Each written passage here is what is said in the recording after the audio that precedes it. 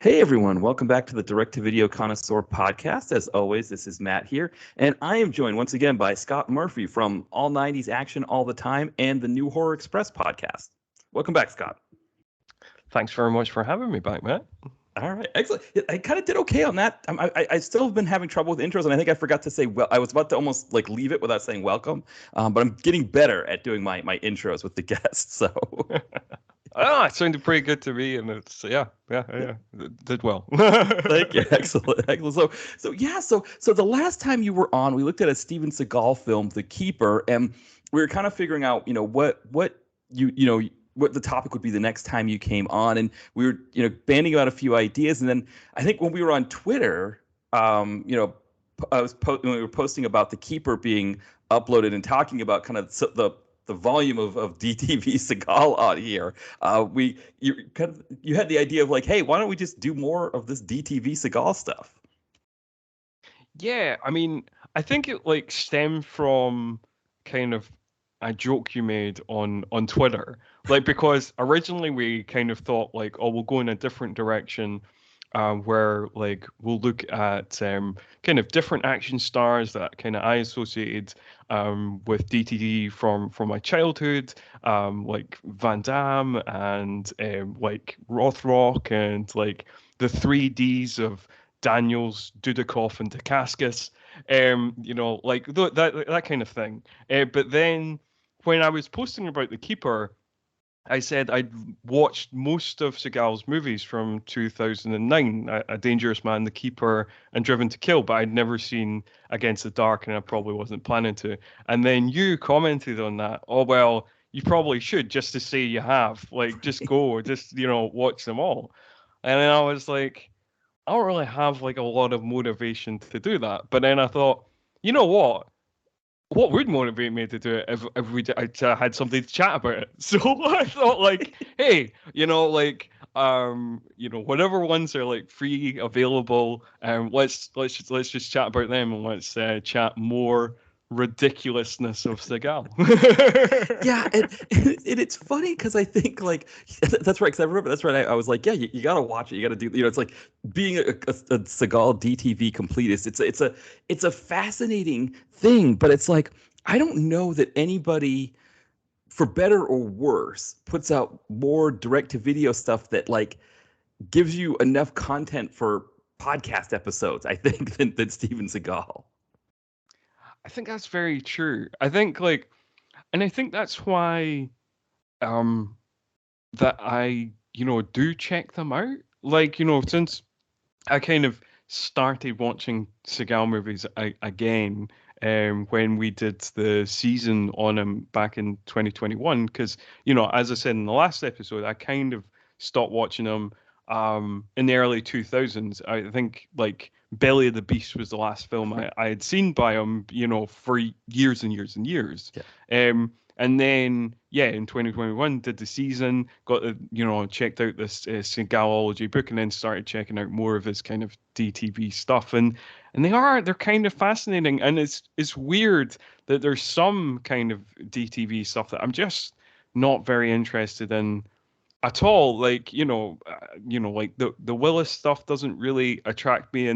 And there's other things where it's like actors that I like, but like I don't want to.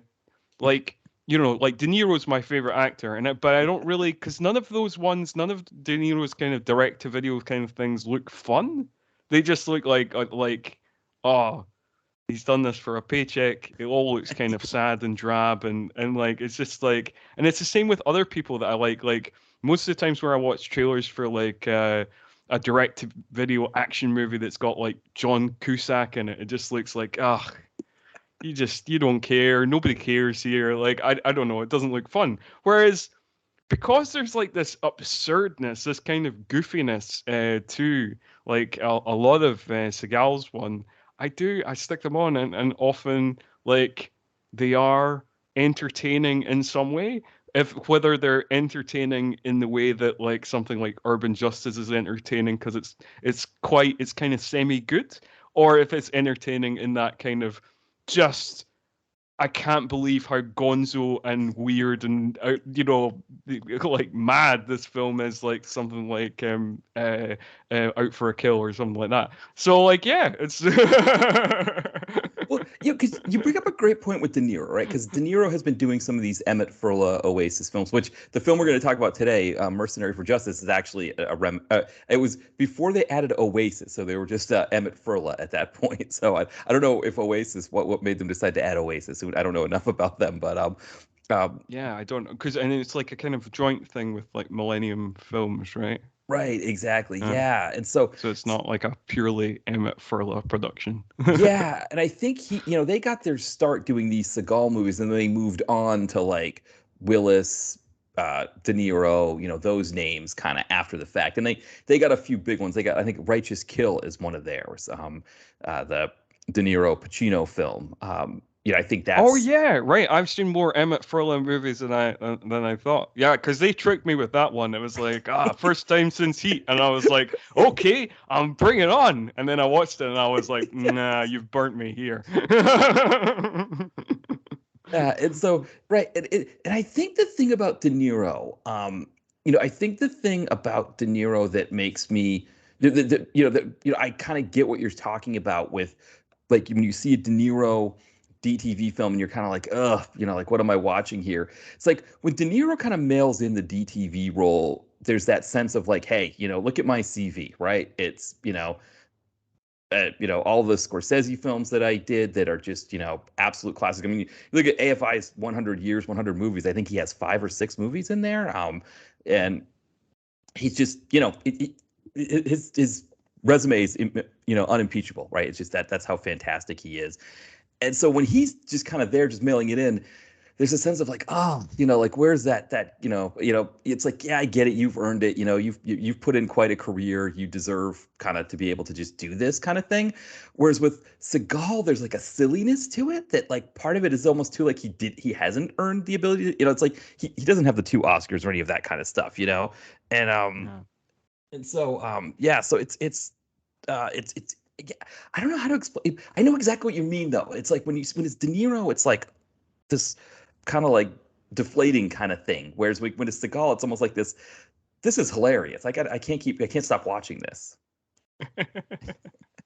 Yeah, and like I think it's all like the ridiculous like Segalisms and all the kind of and the mythology he's trying to create around himself is kind of hilarious as well. And it's like it even extends to like I just randomly on YouTube I thought like I wonder if there's like a behind the scenes of Mercenary for Justice that I can watch. And turns out there is like a 15-minute behind the scenes. Obviously somebody's uploaded from the DVD or whatever.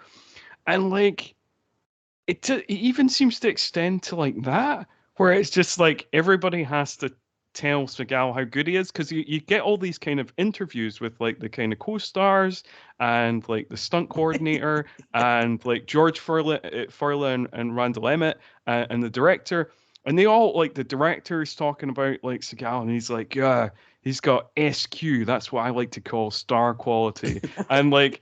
George Furla says like it's very rare that you get like an action star who's also a fighter. I mean, we got one of the best martial artists in the world in this movie. And then it cuts to the stunt coordinator and it's like, yeah, like Seagal choreographs his own fights. It's all my job is much easier on on a Seagal film than it's just like, did he pay everybody off? Like are people being genuine? I don't know. Like Right, because if you look also in the trivia on this, producer Avi Lerner sued him yeah. for saying that he was like just kind of botching the whole thing.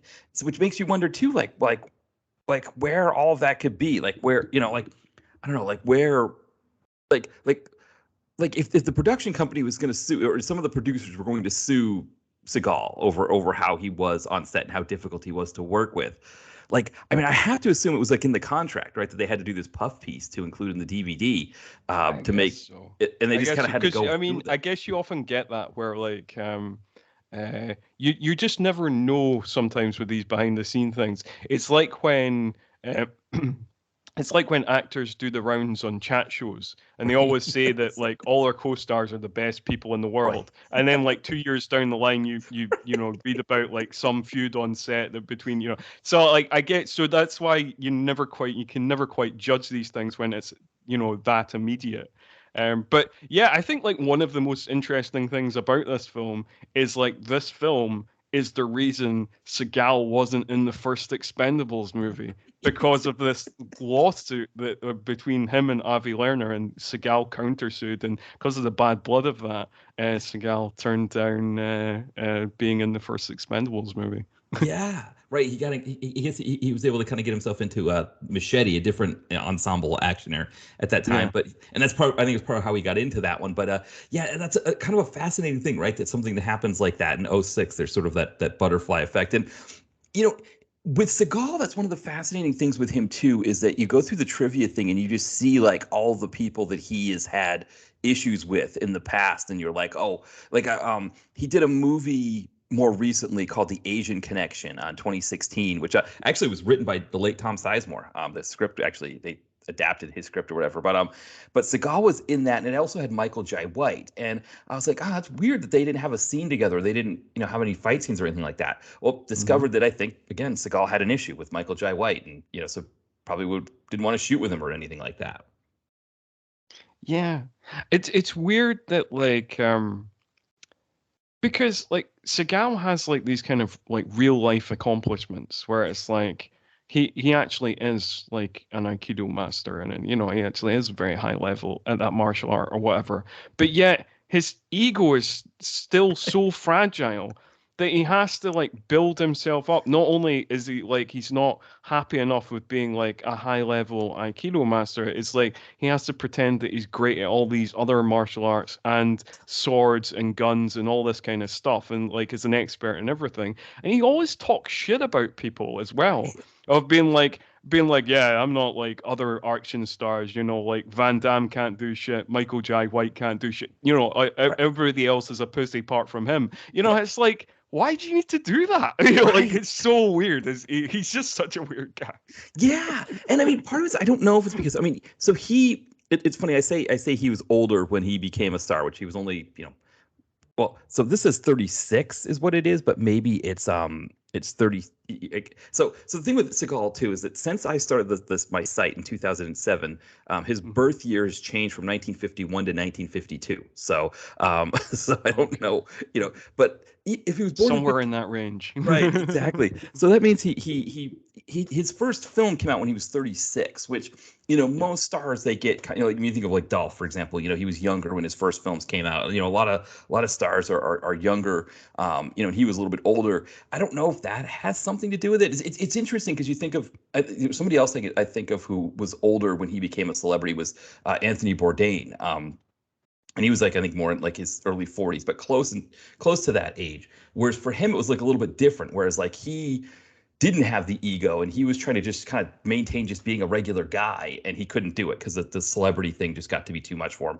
Seagal, on the other hand, like he I don't he like you said, he had this ego where he needed to be bigger than he actually was. It's a fascinating thing, and I guess part of it too is when you look at his career at that period, right, that 1988 period, he puts out Mhm. probably like four of kind of the best action films for that window of like the late 80s into the early 90s, right? You've got Above the Law, Hard to Kill, Marked for Death, Out for Justice, and then of course Under Siege in the early 90s comes out and is like just a classic. And I'm wondering if it's just sort of like there was this thing where it was like one, he was like getting all of the adulation for those films because they were so good. But then there's the competition with guys like Stallone. And of course, Van Damme is like right around that same time, Van Damme blows up and becomes big. And maybe because they were both kind of smaller martial arts heavy guys as opposed to being the big bruiser, bodybuilders. I don't know, but you're right. It kind of devolved into this thing with him where as we get into the 90s, it just becomes worse and worse. And the stories of him on set just kept getting worse and worse. Yeah, I mean that's what we found when we were doing the season on him for his '90s film on our podcast. It was just like yeah, it just seemed to balloon more and more. And then I guess like I mean, I guess you can see it in his movies as well, like, and you can see, he has to constantly be like complimented in his movies. He's always the smartest, most Right. badass, like sexiest, whatever, like he's, Right. people are always, just being like bowled over by him, and like, but like again, we come back to the fact that it is fascinating to watch. I Right. mean, like, as much often when actors like direct themselves in a film, it can be a bit self-indulgent and it can be a bit egotastic. But like, I mean, On Deadly Ground might be the most fantastically fun, egotastic. I mean, it might be the most self-indulgent project ever. But like it's very fun to watch. Of just being like, he has to get his ego stroked once every like two scenes, I think. Right, exactly. Yeah, I kind of likened it to like a car crash, but not like a deadly serious car crash, but more like Yeah, the fender bender where you're in your house, your apartment, or wherever, and you hear like the screeching tires and the smashing of the metal, and then you start hearing the swearing, and you just have to like look out the window and see what's going on. And there's two people arguing, well, it was your fault. Well, you pulled out in front. It's kind of like that kind of thing. And then yeah, eventually, cooler heads prevail, and they exchange insurance information or whatever. And they drive off, and that's the end of it. But like while it's happening, it's like I just have to look out the window and see what these people are yelling about. And it's kind of the same thing with the Seagal thing, where it's like this sort of like almost like this thing that's happening. And I guess the thing with the car accident people is that you feel bad for them because they've got to deal with this whole mess, whereas with Seagal it's like you don't really feel bad for him when you're watching it. But it is like you're right, it's this fascinating thing to watch, like all of the stuff that in his brain, all of this is working, right? He thinks that this is all like, look at how cool I am.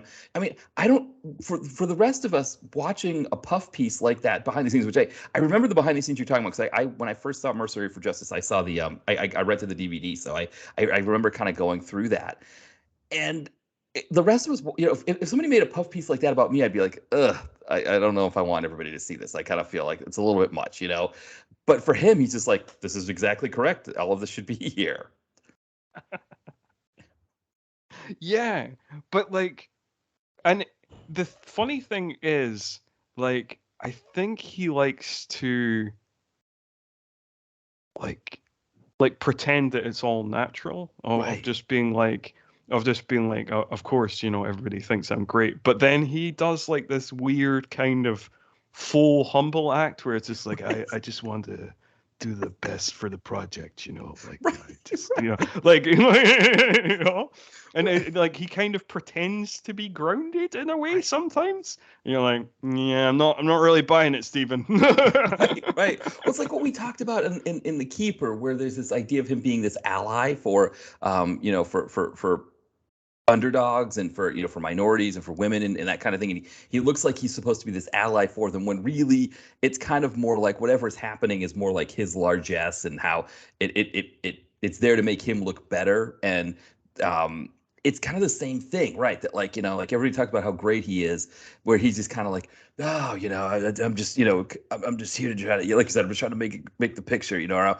I'm just coming here to work. I'm just kind of do my job, whatever. And then let everybody else say it around him how great he is. It's kind of the way, like with the president, former president here in the U.S., President Trump, where it was kind of the Yeah. same thing, where he would sit at a table and make everybody tell him how great he was. There's the vice president, saying what a great guy he is, and he's just kind of sitting there like, yeah, yeah, okay. It's kind of almost the same. And I guess from an ego standpoint, that sort of like that malignant narcissism kind of thing, it's the same thing. It's just it's a lot easier to take, right? When it's just a guy in a movie and you're just watching a 90-minute movie and you can just get a kick out of it.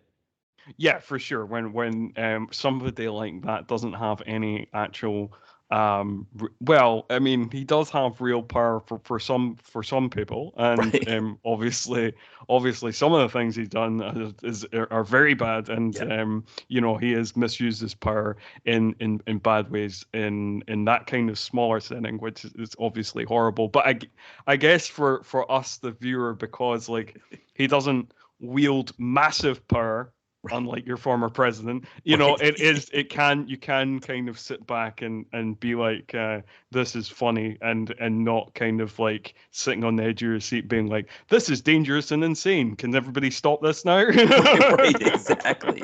Well, exactly, right. Like when he says something goofy, you're just like, okay, it's Seagal, right? In a movie, when he's like talking with a bad Cajun accent or something like that, versus like, when there's a pandemic going on and the president's talking about people injecting bleach into themselves, it's like, yeah, it's like something kind of like a little bit different Yeah, there. it's definitely a bit different. That is one thing that I noticed. One of the many things I noticed about this film. There is like Seagal is just being Seagal in this film. There's no kind of cultural appropriation in this film, like, because there is those films, there's a bunch of films where he pretends to be Cajun. Obviously in the early to mid 2000s there was a bunch of films where he pretended to be black. Like, no, everybody, no one can forget the famous do-rag Seagal, like, so like, but there's nothing like that here. He's just being himself. He's not pretending to be something else in this movie. Yeah, I mean, one of the fascinating things about this, kind of just before we get into the a quick synopsis on it, but there's that character Bulldog who's like kind of this bigger guy that like Yeah. helps him out, and he makes a comment like, "Hey, I know where you're from. You're from Detroit. I'm from Detroit too." He almost never talks about being from Detroit. I mean, I think obviously in his early films, that came up. I think Above the Law, I think may have taken, or some of Yeah, them yeah, took yeah. place in the Michigan area. But really, when he kind of got further along in his career, it was all about Cajun, New Orleans, Louisiana kind of thing, or moving to Russia or those places. This is like the only film I can really think of where, especially with his direct-to-video movies, where he actually talks about being from Detroit and talks about it in kind of a way that he's proud about it. It's almost like after that he's just suddenly full-on Cajun or whatever it is that he ends up becoming. Yeah, no, absolutely. Because like it very rarely comes up, and I was surprised when it came up as well. I've been like, oh, he doesn't generally talk about like coming from Michigan. Right. Actually, funny thing, when we did the Seagal season, I saw that Seagal is from a place called Lansing, Michigan. I don't Yeah. really know where that is, but the funny thing was, I was like, oh well, Seagal. I mean, Seagal's pretty famous. I'm sure he's the most famous person to come from Lansing, Michigan. And then I clicked on it, and there's a bunch of people who come from Lansing, Michigan, including, much to my surprise, Burt Reynolds, who I was convinced came from Georgia. Like, Oh, like,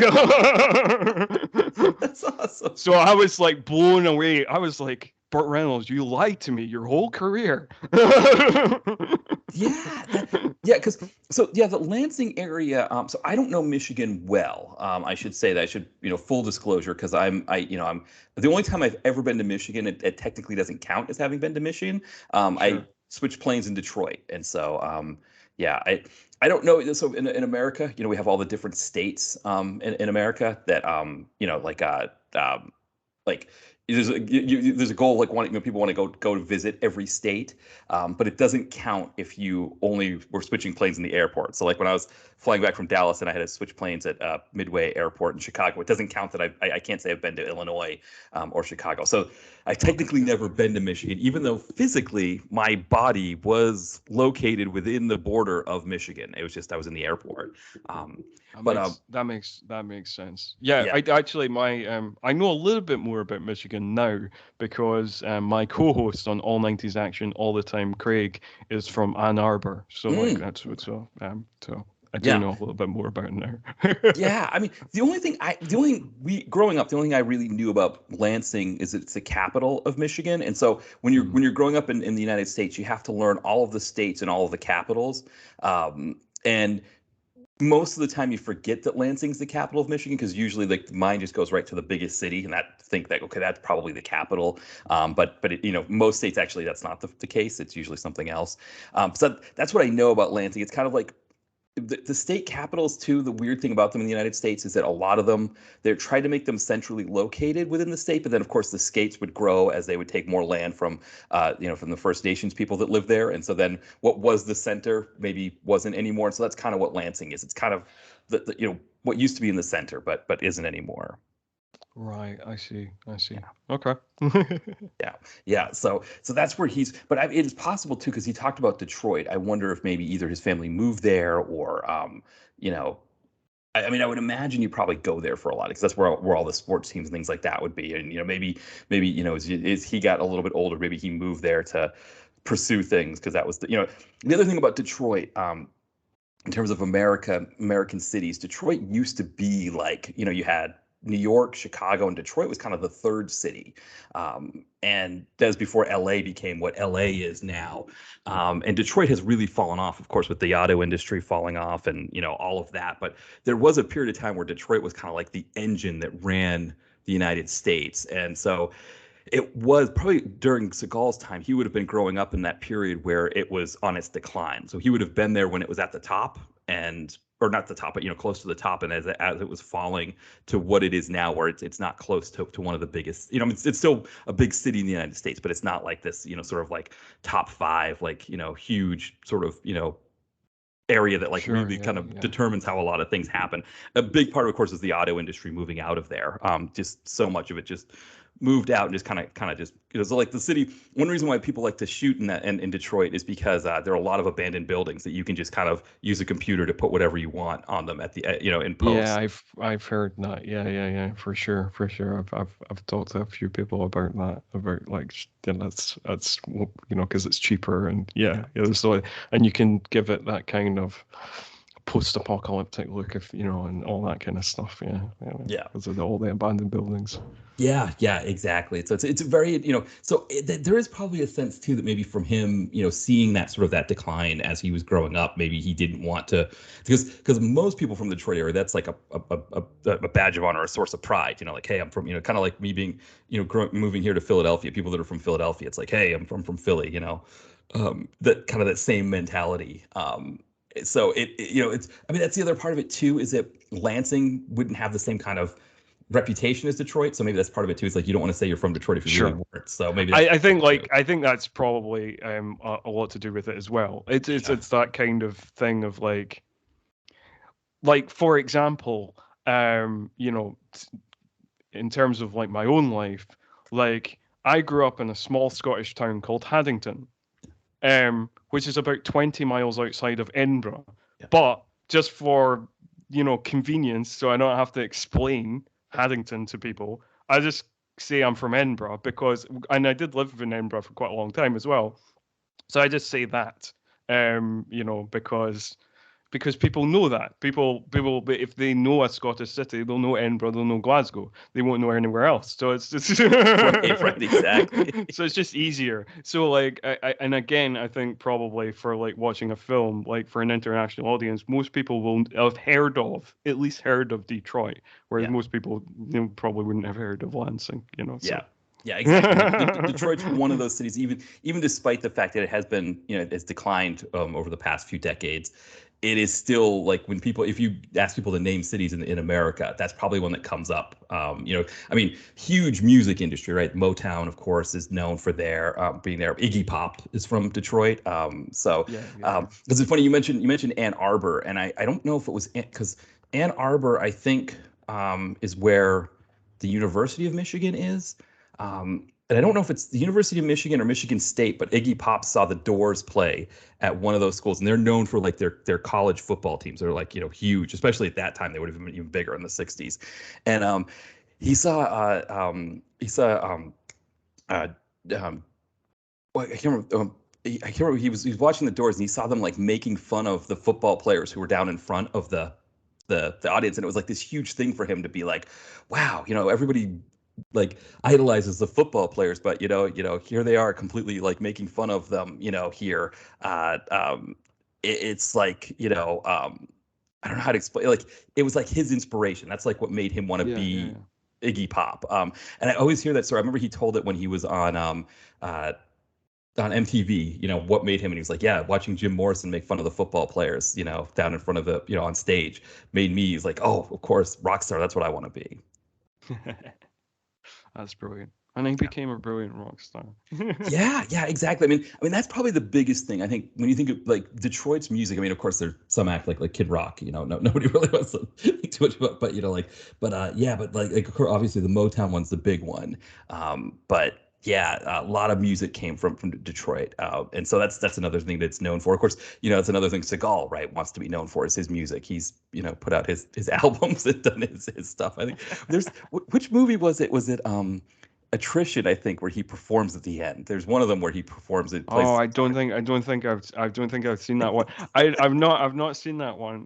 But like yeah, but I do remember like back in the day, like I have listened to at least one Seagal album. I think what was it called? Songs from the Crystal Cave. Right. I think I think that's when like I had the kind of even though I stopped watching his movies around Belly of the Beast, I had a kind of brief spurt of being kind of reinterested in Seagal. When yeah, I discovered that he did like he did. I discovered that like he had like an album, and like when that kind of time. I think it was around 2009 where he kind of like where he had like Lawman. I think that came on at that time, and I checked out his album, and I never managed to got round to having a can of Steven Seagal's Lightning Bolt, which I saw an advert for it and I was like, oh, he's got an energy drink. This is mad. This guy is just wild. Yeah, so I have had the energy drink. So back when I think I like just started doing the blog, and my friends found it at Walmart here in the States, Okay. and they got me that, and I got two cans. I had one that I saved. I was gonna like kind of keep it. I don't know whatever happened to it because I was gonna keep it as sort of like a kind of a thing, like I don't know, souvenir is the right word, but but keep it. But I did drink the other one, and it tasted pretty horrible. I don't Okay. know who was tasting it to determine whether it was good or not, but it tasted like some kind of like cheaper version of a kid's candy. Like, whatever the kid's candy would be, there, like some cheap version of it that like was bland and had no taste and like some fake aspartame sugar kind of taste to it. All right. Well, maybe I dodged the bullet with Steven Seagal's Lightning Bolt. Well, I kind of see it the way I see his movies, where you got to just try it. Like you got to just try the movies. You just got to Oh see no, them. for sure. If it had Yeah, been available in the UK, I would yeah. have tried at least one can, Oh and then yeah. been like, "Oh, that was terrible." But Right. like, I can at But least I've try ticked that off. I said I can now say to people that I have tried Steven Seagal's Lightning Bolt. Yeah, yeah. I mean, Oh it no, was I a definitely am. I'm definitely silly enough a person to have done that. yeah. I mean, it was like such a blip that it was available. I mean, I don't even know if it was available Yeah. for a full year. That you could get it. Like it was so quick that it was gone. That it was like one of those things where I think I would go to want to get it because I'd be like, oh, I'm gonna watch some Seagal movies. Why don't I go see if I can get his energy drink? And then I couldn't find it anywhere, and that was Yeah. it.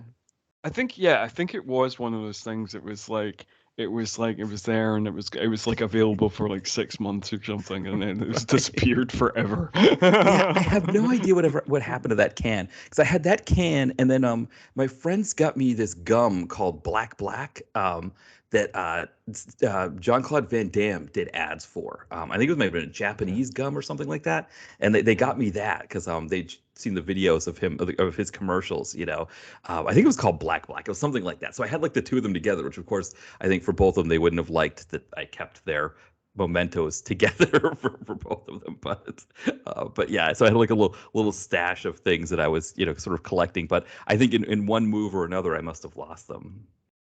Yeah, yeah, for sure. Yeah. Okay. Right, well, yeah, well, now with this movie I guess maybe I'll do a quick synopsis. I'm going to see if I can pull the synopsis off because I did notice people were doing bad synopses on like IMDb and places Okay. like that, but the I basic mean, to be fair to people, yeah, this movie has one of the most confusing, convoluted plots. So, like, I'm oh, I'm rooting for you in this synopsis, but yeah, and the director Don E. Fauntleroy, who was kind of yeah. more known for being a cinematographer, he said it was a hodgepodge of scripts when he got the project, so it's not surprise. But I guess what we have is we have a separatist group in somewhere in Africa who is the separatist group, they're trying to break free from French rule, and they hire a mercenary group that just happens to be led by Steven Seagal, and of course the handler or the business guy who runs them is actually played by Robert Gwenvere Smith, who people probably know from a lot of Spike Lee movies. He's a really fantastic actor, and I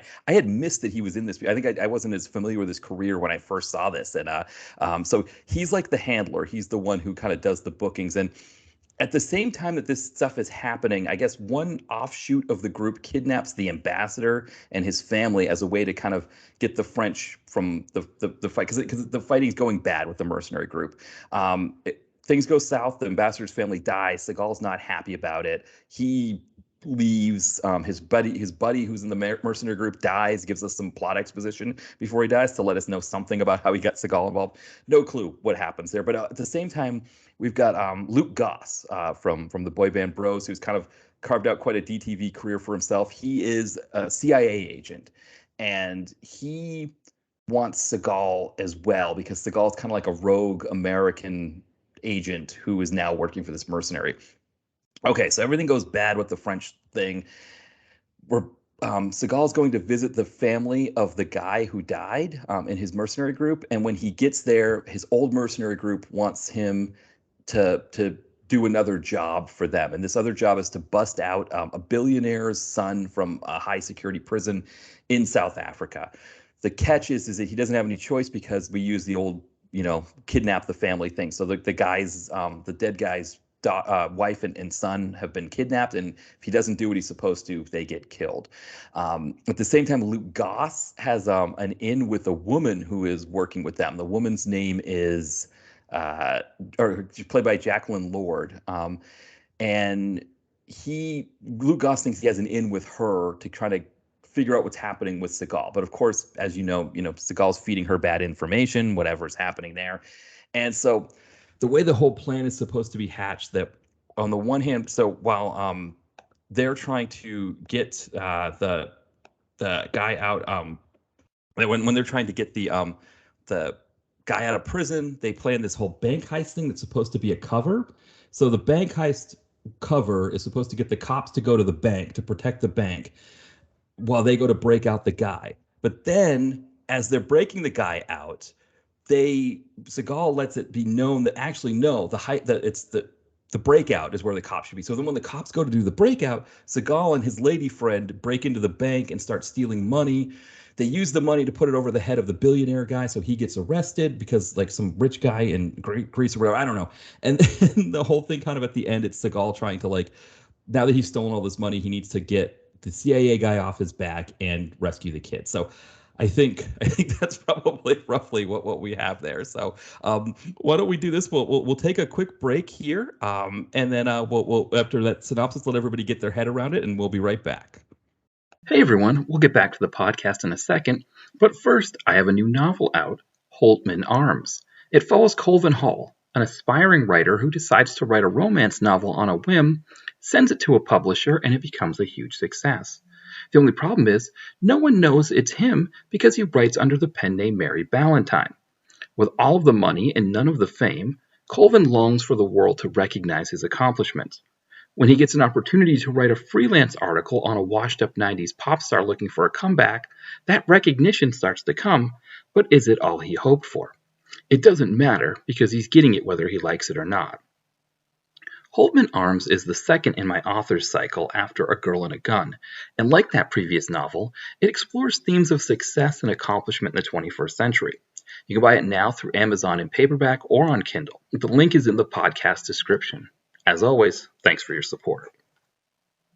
All right, everybody, we are back, and I hopefully everybody was able to get their head around the kind of that synopsis there. It was a bit of a tangled mess there, and I guess maybe kind of go from there. Scott, what did you think of the film? Well, it's not good. It's not a good film. There is some fun moments. The funny thing about that plot synopsis you gave was it sounds very convoluted saying that plot synopsis, but actually watching it is even more convoluted because, like, the way you said it, it kind of sort of makes sense.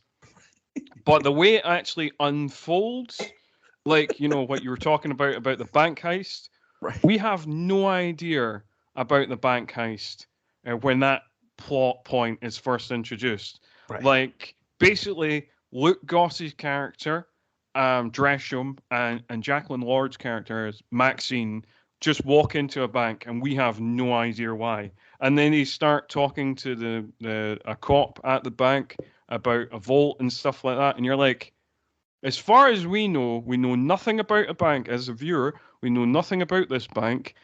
We just know about this guy, this billionaire's son that Seagal and his team is supposed to break out of prison. There's no mention of this bank up until the point that Luke Goss and Jacqueline Lord walk into it. So, and then it just becomes like there's all these kind of double crosses that don't quite make sense because they've not been kind of set up within the movie. So you're like, what? What is going on? So so you're constantly confused. You're just constantly confused. You're constantly. I rewound things a bunch of times to be like, because like I was like convinced that something must have been mentioned. I was like, I've missed something. I've missed it, but then it doesn't. And there's things that happen in the movie all the time where you're like, why is this? You know, like there's a moment before they go into the bank where Maxine's character comes to give some information on Seager, which is Seagal's character and his team, to Dresham, and she goes, yeah, they're plotting something. They've got. I've heard that they have a project in Cape Town, and you're like, but they followed the team on a plane and arrived in Cape Town, right? They didn't they already know that? Like, there's all these points in the movie where you're like, either you're like, how does that character know that thing? Or you're like, shouldn't that character already know that thing? Like, well, now, according to the director, Don E. Fauntleroy, he said that there was a scene that was cut from the film that had it been in there, it made the plot even more convoluted. Now, I don't, based on kind of what we were talking about, I don't know. It's like with the hodgepodge script and all the stuff happening, it feels like that one scene would have had to be like 45 minutes long and just have like tons of exposition in it to cover all of the confusing plot holes that are in this film. Yeah, I think so. I think there would have been like maybe it was just like somebody had like an exposition monologue, just to explain with like one of those kind of boards that when people are investigating murders or conspiracies and they've got all the strings up and stuff like that. Yeah, to explain everything, but like maybe I don't know if maybe he just meant it made it make a little bit more sense. Right. Like there was like the scene explained like how Seagal's character had first seeded the suggestion that they were going to rob the bank, and then but like even that doesn't make sense because you're like, right, so he's going to seed a suggestion that they're going to rob the bank, so they're going to be there. Right. But then they're not actually breaking the guy out of prison.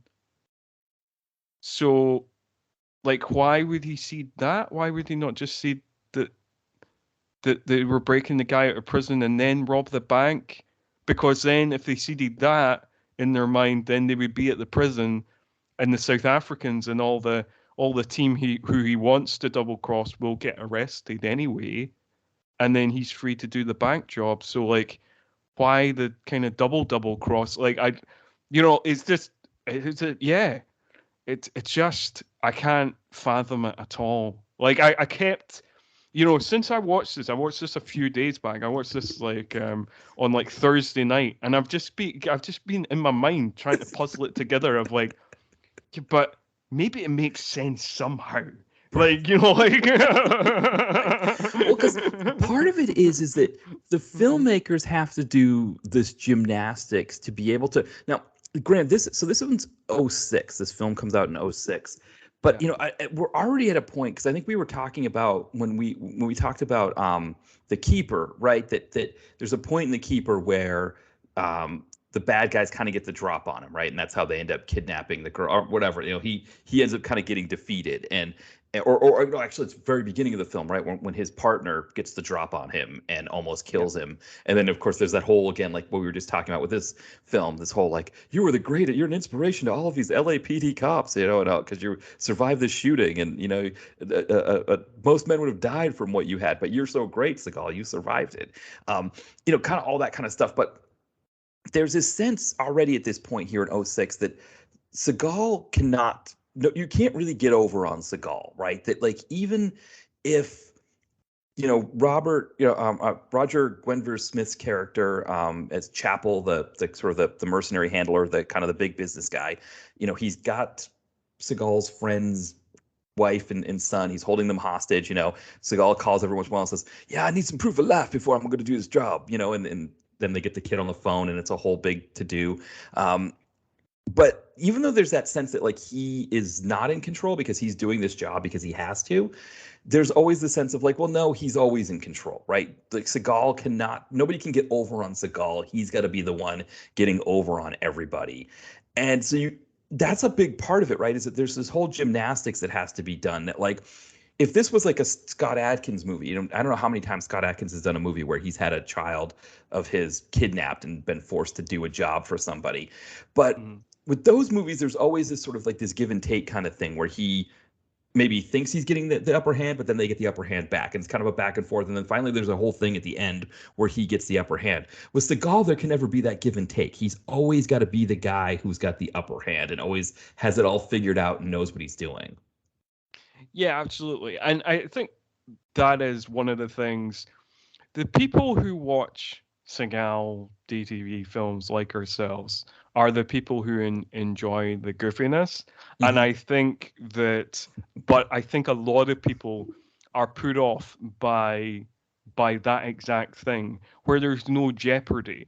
Where, right, like, obviously Seagal doesn't have like much emotional range as an actor, so even if he's trying to act worried, maybe not come through solidly to an audience. But he's, even in those phone calls where it's like, oh, we've got, your best friend's wife and child who you said, you would take under your wing, because, your best friend died in battle and all that, and you would take care of them.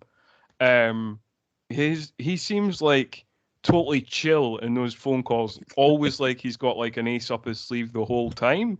So, like, there is no jeopardy. So, like, what you're clinging on to is the goofiness, is the absurdity, and is like the moments where, everybody's just like complimenting Seagal and being like, "What? Seeger's on this job? You mean the most decorated soldier in the first Gulf War? Yeah, that guy." Like. Right, exactly. And it's interesting because, like, I've been kind of watching the Star Wars movies again. So I watched Phantom Menace just to try to give it, another go. And of course, it still didn't hold. It still was it's difficult for me to watch now as it was when I first saw it. And one of the things I was thinking about is I'm watching the pod racing scene that just seems like it goes on forever. We know what the ultimate result is going to be of the pod racing scene, right? And anybody who's listening who hasn't seen Phantom Menace yet, spoiler alert, young Anakin wins the pod race. So we know what's going to happen, but it's like this long drawn out thing of like all this stuff. And I think from Lucas's mindset, he felt like it looked so visually stunning, and he was able to create enough tension with how it looked visually, and it looked so dangerous and scary that he thought he had it enough. But without that sense of suspense, like you said, right, like, or the no jeopardy here with the Seagal thing, you need something else to hold on to. And I guess, with this one, it's with Seagal films, like you said, it's the goofiness. If I'm going into this as a serious movie fan, I'm going to watch this and be like, this is ridiculous. But as us as doing this, from the Seagal standpoint, the ridiculous actually helps. We enjoy the ridiculousness. Yeah, for sure. And like, so it becomes a case of like kind of the more ridiculous, the better, which is why like there's so much joy to be had in something like I've already mentioned Out for a Kill, but like like there's other ones like Out of Reach and Into the Sun that have like they're like so gonzo and out there. You're like, well, this. I mean, I can't legitimately say this is a good movie, but I'm having a hell of a time. Right. And I think because this is kind of plot heavy, you don't get as much of that, so there's not as much to kind of hold on to. And also, like, there's certain films where like Seagal himself like acts weird, where he's trying to be more kind of straight laced action hero in this, so he's a bit more kind of boring in this one than he sometimes is. Yeah.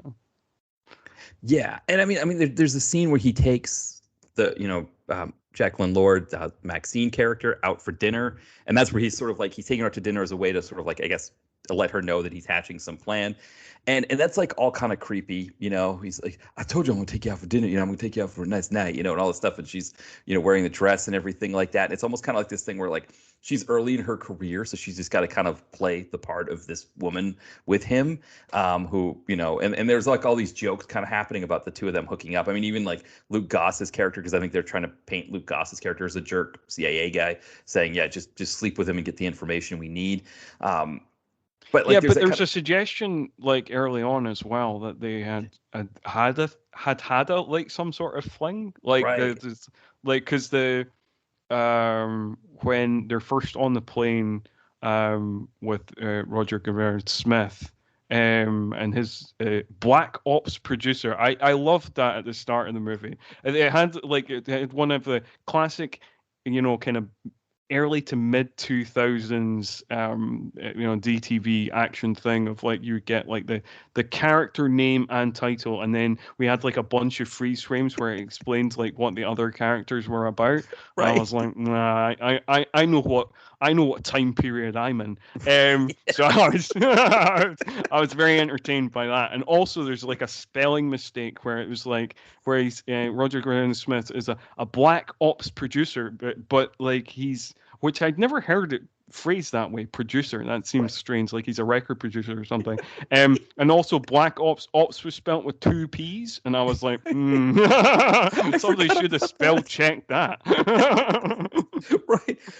And the thing too with Roger Guenveur Smith's character, I mean, as an actor, he's one of my favorite actors. He does this really great one-man stage show where he's about Rodney King that Spike Lee produced. He also did a similar one about Huey Newton. Of course, you think of him from Spike Lee movies, and like Do the Right Thing. A lot of really great roles from him. And he's playing this like really like kind of like sleazy but like sophisticated bad guy with like, I mean, the accent where he's constantly referring to his character. His character's name is Chapel, but he always pronounces it Chapu the whole time.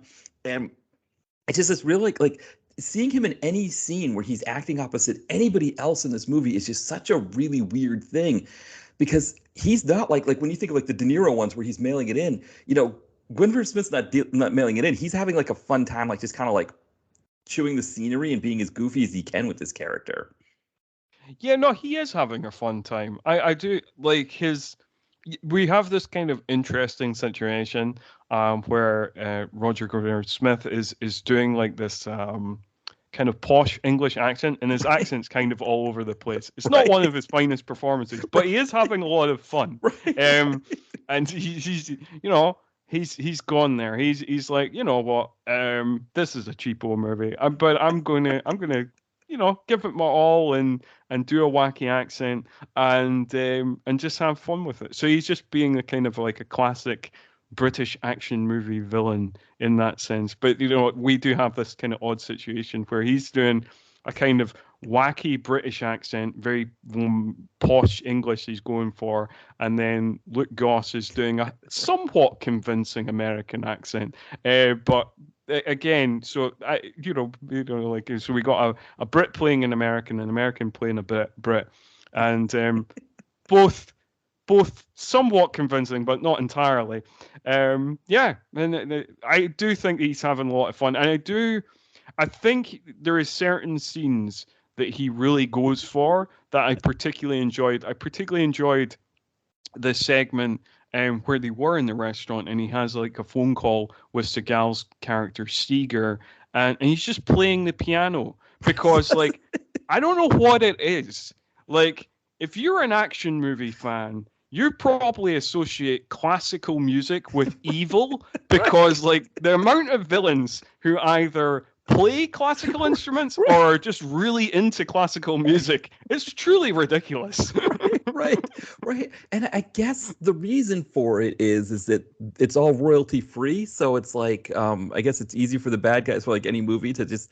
But you're right. Like there's this idea, and I don't know if because the only like kind of hero that I can think of that would have that kind of like that bespoke kind of vibe to him would be James Bond. But like especially in American heroes, they're always these working class guys, right? That are, and it's kind of a funny thing. It's almost like a cultural like struggle kind of thing here in America that like, yeah, you're this sort of this fancy, either somebody from fancy guy from England who speaks perfect Oxford English, or, you're from, Ivy League colleges here in America or whatever, you're Winchester from MASH or something like that. And that the hero is like this, sort of down home, like, Bud Light crushing, or whiskey drinking guy who's just ready to take care of business. And it's kind of funny to have Roger Guenveur Smith, like you said, kind of take that piece and kind of just make it as goofy as he can, like while he's playing the piano and doing all of that. Yeah, because I think he has like tons of lines that are very funny, and he just his accent alone, he's got this kind of very very haughty kind of accent like this that he's doing. It's kind of, oh yes, I'm Chapel. Like I don't play with guns. I don't touch guns, and guns don't touch me. Like exactly. Right. He's definitely having a lot of fun with it. Yeah, and with Luke Goss's accent, of course, this is a little bit of an earlier role for him in terms of like he's kind of been playing Americans now for years at this point, and.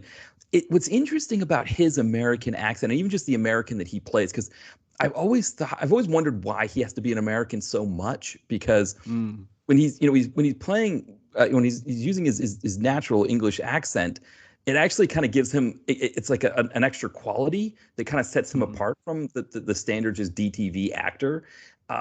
So I've always wondered about that, but also because his brother Matt has a residency in Las Vegas.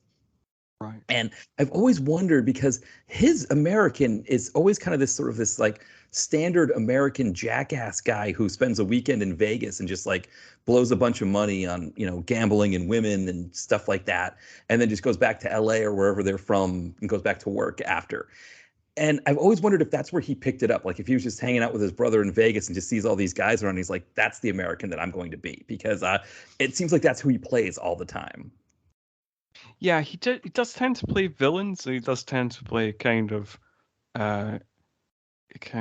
stereotypically douchebag American. Even his heroes, even his like even when I think of like Cartels, which was he was a hero in, or was it Blood Out? There was I have to see. There's one that he did with like with 50 Cent and Val Kilmer, I think it was. Like he did some of those ones that were shot in New Orleans. Is that Streets of Blood? I think that's Streets with Blood. I think there was another one, Blood Out, that he did as well. So he's okay. Yeah, Blood Out was maybe it was Blood Out. Maybe that was the one. He plays that character in a lot of them. Seven Below was one he did with Val Kilmer and Ving Rhames. Similar kind of thing. It's interesting. The Death Race sequels is kind of the same thing. He played this character that was like. That like it was like kind of just like every like low budget DTV actioner kind of guy that's like the B guy on the thing. He just kind of like almost like he leaned into that character, and it's weird because again when you see him in something when I saw a movie recently called Pay Dirt with Val Kilmer that I had Francis from Kilmer Cast on. We talked about that one about a year ago.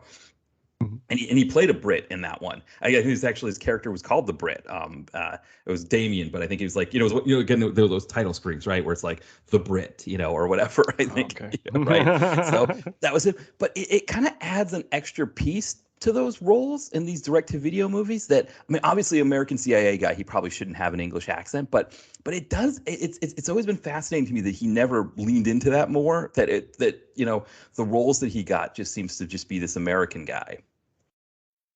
Yeah, I guess you get that a lot, like with a lot of different kind of British actors or actors from other places, whether they be like from here, like as you know, New Zealand or you know Australia or you know whatever, like where they just like are put in movies and they like have to have an American accent for you know like even when they don't necessarily actually have to have an American accent. I mean, I guess like if you're playing like a role like this where it's like like like a CIA agent, yeah, it kind of makes sense. Or, you know, or if you're some other thing that's like kind of like a government official or whatever, you know, like, it kind of makes sense that they're like, you know, actually kind of doing this American accent. But, you know, sometimes it just seems like they're doing an American accent just because, I don't know. They think, producers think that like people like won't understand the accent or they won't like the accent or I, I don't know, but you know, people seem to get by with other people. Like I don't think for example, it's funny to me that so many people get forced into doing an American accent who have like a kind of straightforward English accent or Australian accent or whatever. And then other people like Jared Butler very rarely does an accent. Right, And he right. has a much stronger accent, a much more incomprehensible, not incomprehensible to me because I'm also Scottish, but Right. like, you know, much more incomprehensible to a lot of other people that I've met, you know? You know, and but he maybe because Jared Butler can't do accents, I don't know, but like they were like, Jared, can you do an accent? And he'd just be like, no, I just speak like this. I'm Jared Butler, and you're like, okay, Right. Well, because like Jason Statham, right? He always has his English accent. Whereas like for the most part, generally. yeah, it's Scott Adkins almost like it seems like whenever he works with Jesse V. Johnson, he has his English accent, but when he's with Isaac Florentine or whatever else, it's an American accent, or Boyka, right? He does the Russian accent. Yeah, one thing I was wondering about with Luke Goss doing the American accent more, because like you make a great point with Luke Goss, because there's roles like, for example, The Hard Way, where his character was in Romania as like a mercenary kind of character who meets up with Michael Jai White. There was really no reason for him to have an American accent, but he did. I wonder with him, with his history with the with Bros, with his brother, if he wanted to try to get out from under that, and he thought he could distance himself further by not having his English accent. I don't know. Yeah, that is possible. I mean, like, you know, to kind of make a kind of clear demarcation between his pop career in the 80s and his acting career. But like even to that extent, I'm not sure. I mean, like I know that like they had like a couple of big hits like in the UK in the 80s, like, you know, When Will I Be Famous and stuff like that. But I don't know how internationally big they were. Like I don't sense that they were like a massive pop group like in the States or you know, that's not my sense of it. But like maybe I'm wrong. Maybe like, you know, When Will I Be Famous was like a really big hit over where you are too. I don't know. No, I didn't even know that there was a band called Bros until I looked into it. What made me look into it actually was in 2013. I was in Vegas, and I had been doing the site for about 5 or 6 years at that point, so I was familiar with Luke Goss. And then I see his brother Matty Goss like featured at one of the casinos that I was at. It was like like kind of this list of talent that was that had residencies there, and I saw him and I was like, oh, wait a second, that's not Luke. So and I was like, his brother's a singer, and that kind of made me think like, okay, what's going on here? And then I realized like, oh, that's right. Okay, that I discovered they had a band. But yeah, it's and I don't know if maybe because it was like the later 80s, if that was a period where the kind of the MTV English invasion had started to kind of fade a little bit. I mean, I know there were some acts at that time, like When in Rome had a hit over here. Jesus Jones, some of them, some acts still did have hits. So I guess, that probably wouldn't have been, but maybe the pop part of it, I think maybe in America with Tiffany and New Kids on the Block and stuff like that, like it was like one of those things where people would kind of, we didn't want anything to do with that kind of stuff. One thing I remember very clearly when I went to England in '97 on a school trip, I saw posters for NSYNC and the Backstreet Boys. And I said, this will never make it in America. We would never listen to this stuff. And then like, about a year or two later, it was big in America too. So so that might have been what it was that we just didn't have a market for it at that time. Sure. Because I think it's kind of weird because like the stuff that kind of took hold, like when you're talking about like English invasion, I think like it seems like the pop stuff, you just listen to your own stuff, whereas the stuff was more alternative. That's my gauge of it. It's more of like the kind of college radio kind of the kind of things like Talking Heads and the Smiths and stuff like that. That kind of had a more alternative influence in the 80s, which would then be found in bands like LCD Sound System, which I'm still convinced, like I always forget that like they're an American group. There's a bunch of American groups who do kind of electronic synthy kind of rock that I'm like, oh, they're British, right? And they're like, no, they're American. And you're like, oh, okay. Exactly. Well, because it was interesting. Because you had groups like The Cure, the Smiths you mentioned, that were kind of big on the college radio circuit. But then, like from the pop standpoint, from that sort of that British invasion, it was like Duran Duran. Like the kind of New Romantics and stuff, Spandau Ballet. Exactly. That kind of stuff, right? Yeah. Human League. Yeah. Right. Okay. Yeah, and so I think when Bros were big, it was still kind of I mean, there was groups like Breathe's Hands to Heaven, I think was the #1 hit here in America. And so is that the song Hands to Heaven? Is that what it was called? I can't remember. Yeah, so right, but they they had a huge, and When in Rome, The Promise, that was, I don't know if it was a #1 hit like Breeze, but it was up there. And so Johnny Hates Jazz, Shattered Dreams, that was another one from that window. That was a big one. But yeah, like I remember I think I was talking to John Cross of After Movie Diner about this, because he was saying how English music was really being influenced by American groups, like the big American stars like Madonna, Michael Jackson, Prince at that time. There was, when I was like thinking like it was the other way around. And he was like, well, most people in the UK would think that kind of stuff was crap, like, Culture Club or whatever. Like, it's like, no, you got to be listening to like, like real ska or like, punk or whatever like that, or like, probably like Depeche Mode and something like that, like, yeah, that the Culture Club kind of stuff or ABC or whatever, that was kind of like, sort of pop drivel kind of stuff. But it was big in America because MTV didn't have a lot of videos and from American groups at that time. And so, Duran Duran, with Russell Mulcahy making the videos, like they could pump out a bunch of them. And then, suddenly everybody loved Duran Duran over here. And I think, of course, Americans always love, English acts as well. And so that helped. But yeah, so it was a unique kind of British invasion. It wasn't like obviously like the Beatles, Stones and all of that in the 60s, but it was like this window in the early to mid 80s that happened. Fair enough. Yeah.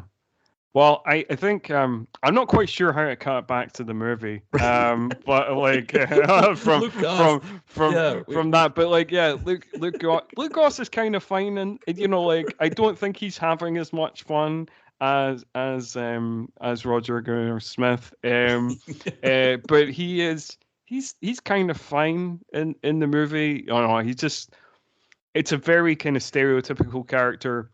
He's just like a shady CIA agent kind of character we've seen in a million films and loads of Seagal films as well. And he doesn't do much wrong, but he doesn't like pop off the screen either.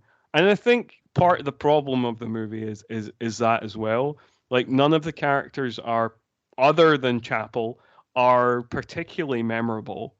And then, because on top of that, you've got this kind of confusing plot. It's a bit of a struggle, but like there is some kind of really fun scenes. I will give it that.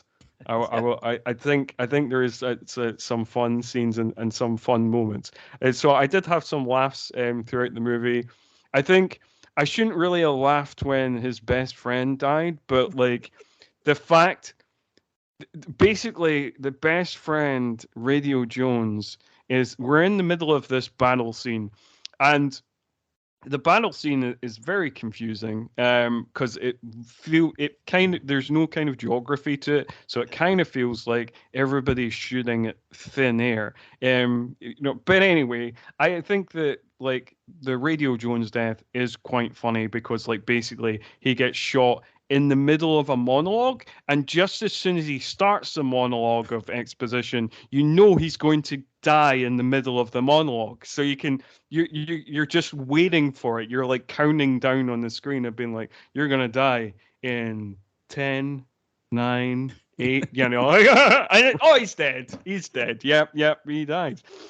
So like things like that gave me a laugh. And also there's a bit when the French ambassador his family are killed. It's like the explosion, and then there's all these kind of dolls that are thrown up into the air, and that was hilarious.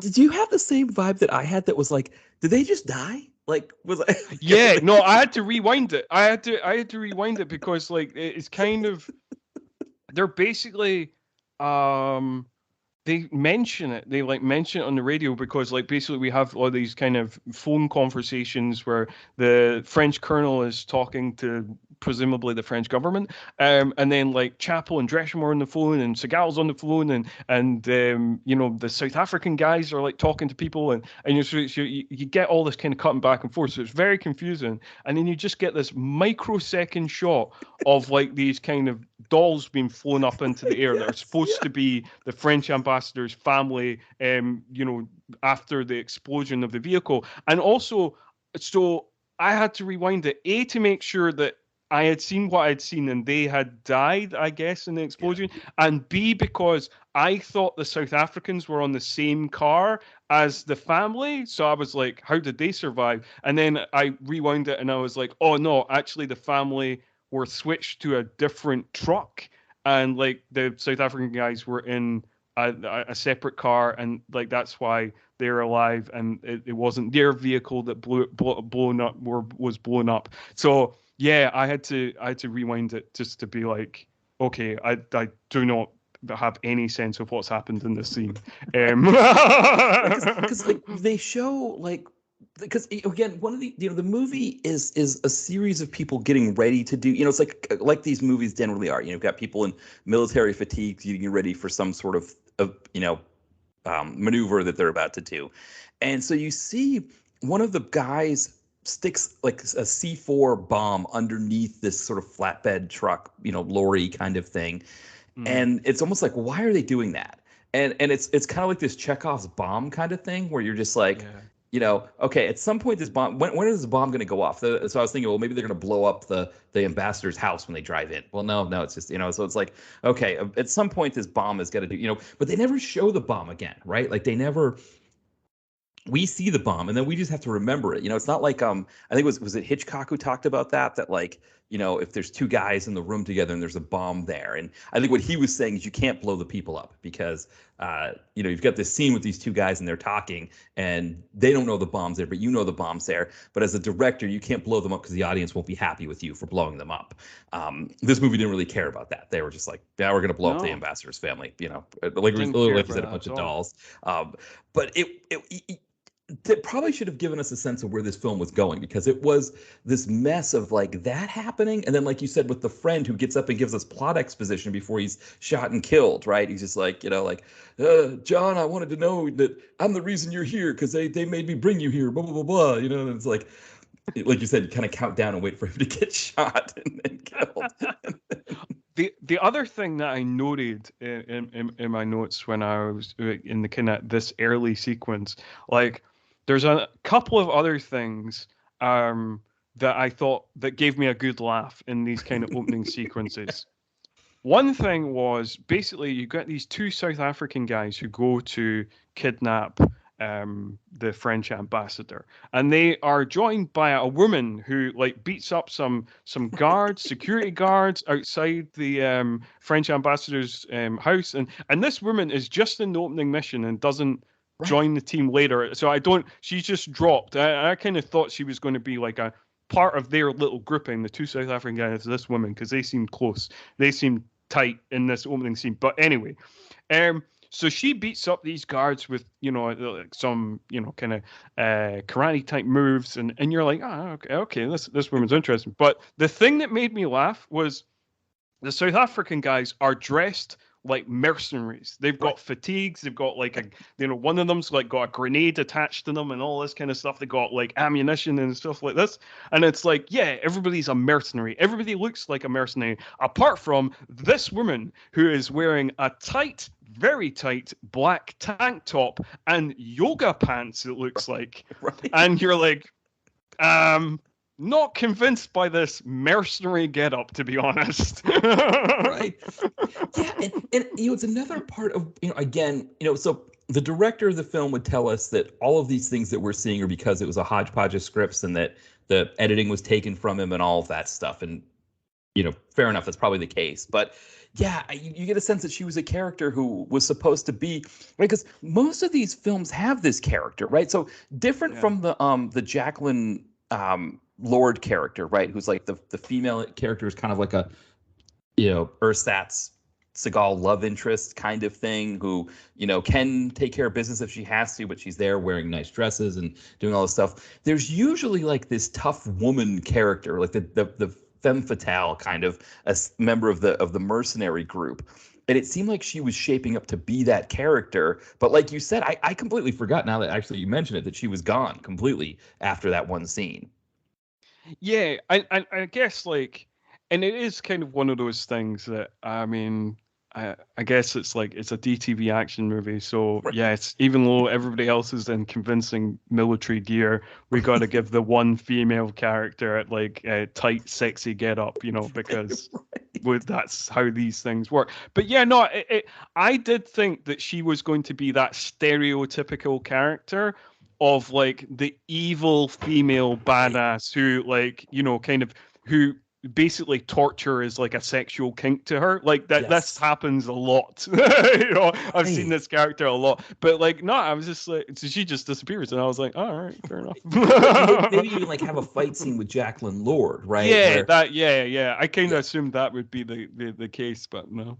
Yeah, usually that character gets a really bad death at the hands of the female heroine character, right? That there's a sort of like, and usually some sort of line too, or maybe some sort of chauvinistic line that she uses on the, but usually like there's a really like maybe like falling from a distance and like landing on like the spikes of a gate down on the ground level or something like that's usually some really horrible death that they get as a result. And yeah, we didn't get any of that. It was just sort of like there she is and now she's gone and almost like you forget all about it. Yeah, absolutely. Oh, and also the other thing that gave me a big laugh was the mercenaries coming to kidnap the French ambassador at his breakfast table. And the French ambassador reacts by going, "But I'm the French ambassador." And I was like, yeah, that's the reason you're getting kidnapped, sir. I'm like, I don't like it. That is not a shield. Well, because the way that they did it in the film, it almost made it seem like, see how bad these mercenary guys are, that they would go in and kidnap the ambassador. Can you believe that? Even the ambassador's shocked. But you're right. It's like, well, no, that's the whole idea. That's why they're there. Yeah, and the interesting thing about that is, the thing that amused me as well of that scene is you get this scene of the French ambassador having breakfast and like his kids playing and his wife doing something and like his like butler and maid and whatever like making breakfast and it's all done in this kind of very stereotypical with very stereotypical kind of jaunty classical music of and you're like, oh, I get that because we're setting up that this is very posh and aristocratic or whatever.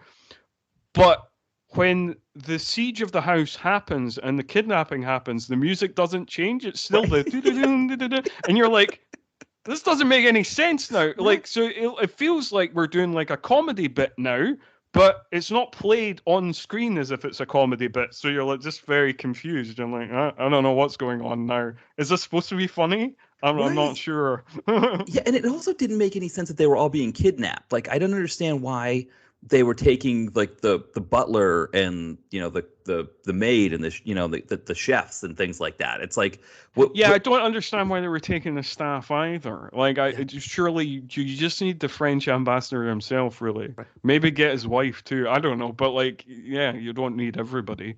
Yeah, seems like overkill. Yeah, I mean, I guess when you're in a movie, right, keeping somebody prisoner isn't something you have to think about. But I think most hostage takers, right, they don't care. They don't want extra people to have to worry about. That they just want the people they need to take. Yeah, it was a sign of where the movie was going, and it's amazing that like it just kept getting there. It's like we were already kind of like, it's almost like, yeah, like you've got like a ball of yarn or something and it's tangled, and instead of in trying to like untangle it, it ends up getting more tangled, I think is kind of how the story goes. Yeah, no, it just continually gets just more and more tangled up because like the storylines, the plots are just all over the place. And yeah, you just have to, like, those laughs I had in the early scenes, I think you just have, that's really all you've got to hang on to. There's a few moments like that throughout the movie. Before they kind of get out of that kind of opening sequence, which takes up about the first 20 minutes of the movie, these kind of confusing battle sequence. When they get out of that, there's a real fun moment where like Seagal like grabs one of the South African guys who are just like, funnily enough, the South African guys who are just racist because that's what we think of South Africans, I guess. But anyway, aside from that, he just pulls him aside and he's like, "I ought to fucking kill you." And then like another guy pulls a gun on him and goes, "No, don't think about it." And then he just. And it's just a very chilled kind of demure way. Goes kind of like, okay, fair enough, not now then. Like. And like what the guy, so the guy that's like, I guess he's like the computer guy, which is always is played by Michael Kenneth Williams. He tells him to get on the helicopter because we're full. I don't even know what that means. We're full. Get on the helicopter. Because I would think that would mean like you can't get on the helicopter because we're full. Yeah, that's what I was thinking as well. I was confused by that line too. I was like, but then don't we need another helicopter if it's full? Right. Like what? But that was a way of saying like the sense of urgency. Like you need to get on now, I guess, or you're gonna, So that they fly away. That character, the Michael Kenneth Williams character, as the tech guy, it's again, it's one of those things where he's sitting in some place with computers and he's just typing things and stuff, and then it's just like, I'm just gonna leave. What was interesting was when he leaves to go get into the getaway truck that they're all sort of all driving away in. He had like all these computers and all this stuff set up on his desk, but when he gets downstairs, he's got this small laptop under him, and that was it. Like, I guess, I don't know, did you get rid of the rest of it? I don't know what you do with the other computers, but sure. Yeah, he just didn't have those. It was kind of one of those things where it's like, you don't ask those questions. Like, where were all his other computers? Don't worry about it. They're gone. He's done with those computers. Yeah, absolutely. And I was a little bit disappointed by Simon, the hacker, played by Michael K. Williams, because like I think I know that most people know him as like Omar from The Wire. Yeah. But like I still never got around to watching The Wire. So, but I've seen him in a bunch of stuff. I think he is great. I was a big fan of Boardwalk Empire. He was great as Chalky White in Boardwalk Empire.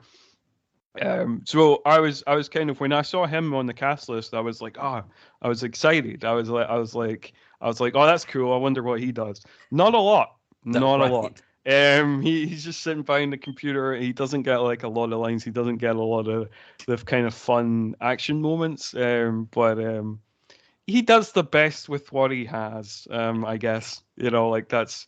It's not like he puts in a poor performance. It's just his character is really like a nothing character, so he can't really give anything to it. And so I think he gives as much as he can, in terms of like, he does make the character slightly charming. So like, yeah, but I don't think, even with the greatest performance in the world, I don't think you can make that character have much impact. And I think that he did the best with the material that he had.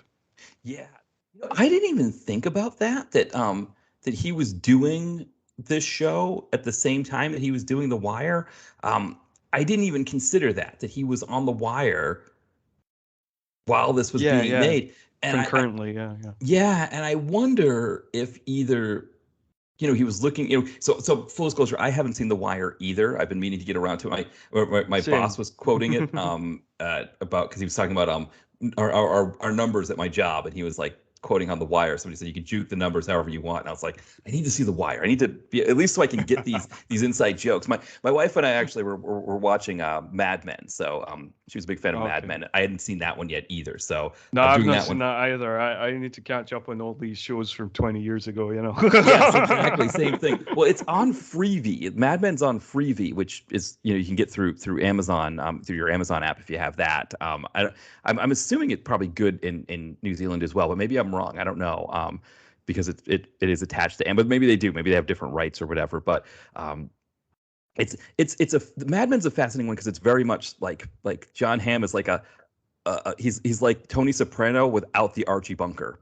So it's like kind of like an interesting kind of character there. But yeah, with the Wire, yeah, I hadn't even thought about that. That was when I was watching it, and again, I Michael K. Williams, unfortunately no longer with us. And he. I don't know how he would feel knowing that this is what we're talking about this movie. If it is, like of all the work that he did, we're probably not very high on his CV. It has to be said.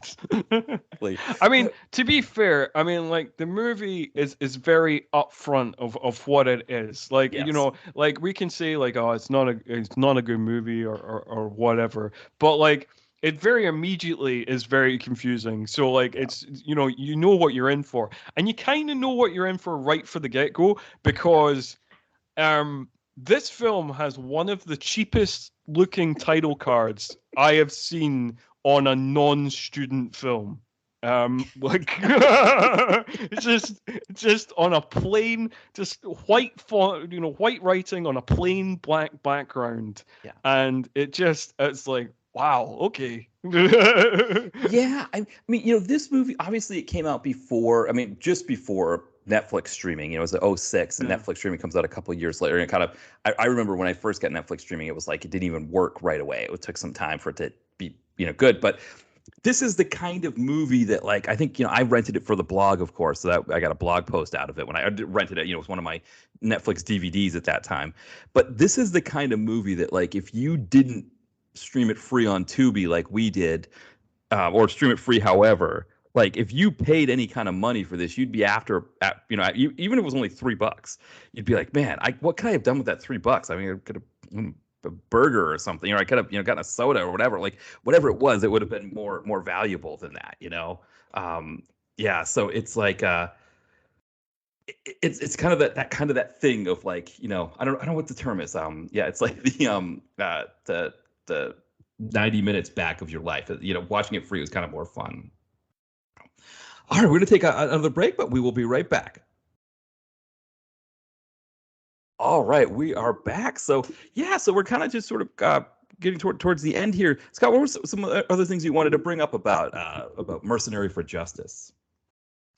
Well, I guess like it.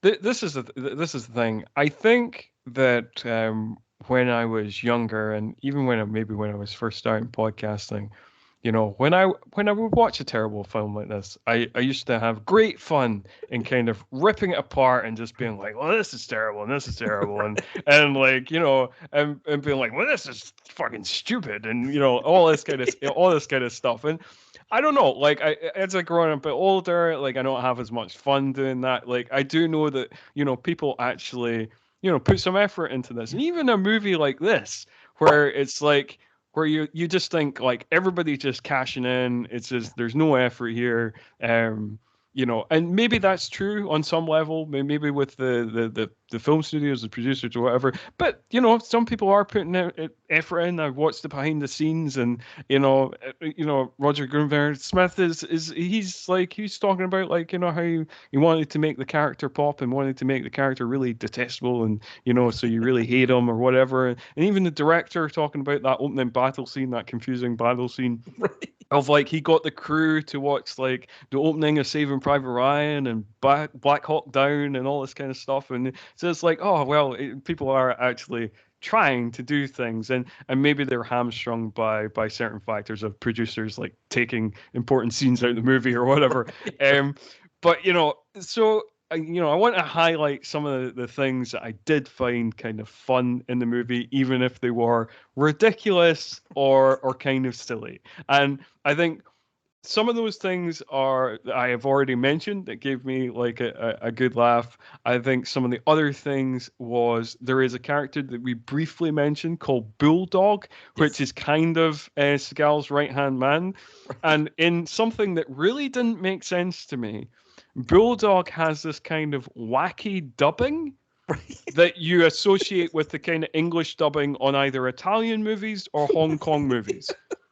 And that kind of makes sense because Italian movies and Hong Kong movies, they are speaking a different language and therefore are being dubbed. This is an American production filmed in South Africa where they speak English. So I don't understand where this dubbing came from. And there's other characters in the movie who have such wacky dubbing that are kind of like this Hong Kong movie dubbing. And you're like, but why? Everybody on the production presumably is speaking English. Right. Well, you know what I think it might have been? Because recently on the podcast here, we did the movie Ski School. So I had Mitch from Video Vacuum, and we talked about that. And, the main character is Dave Marshak. But the original version of the film, his name was Dave Marshall, and the director decided he didn't like Marshall. He thought Marshak had more like punch to it, so he had to go through and dub Marshak over every time that somebody mentions the name Dave Marshall. And I wonder if the director here, Fauntleroy, or the people that were editing the film, whoever, in the interest of trying to sort of save some semblance of continuity, they were just dubbing things into the film to try to make things make a little bit more sense, and that was the result that we got.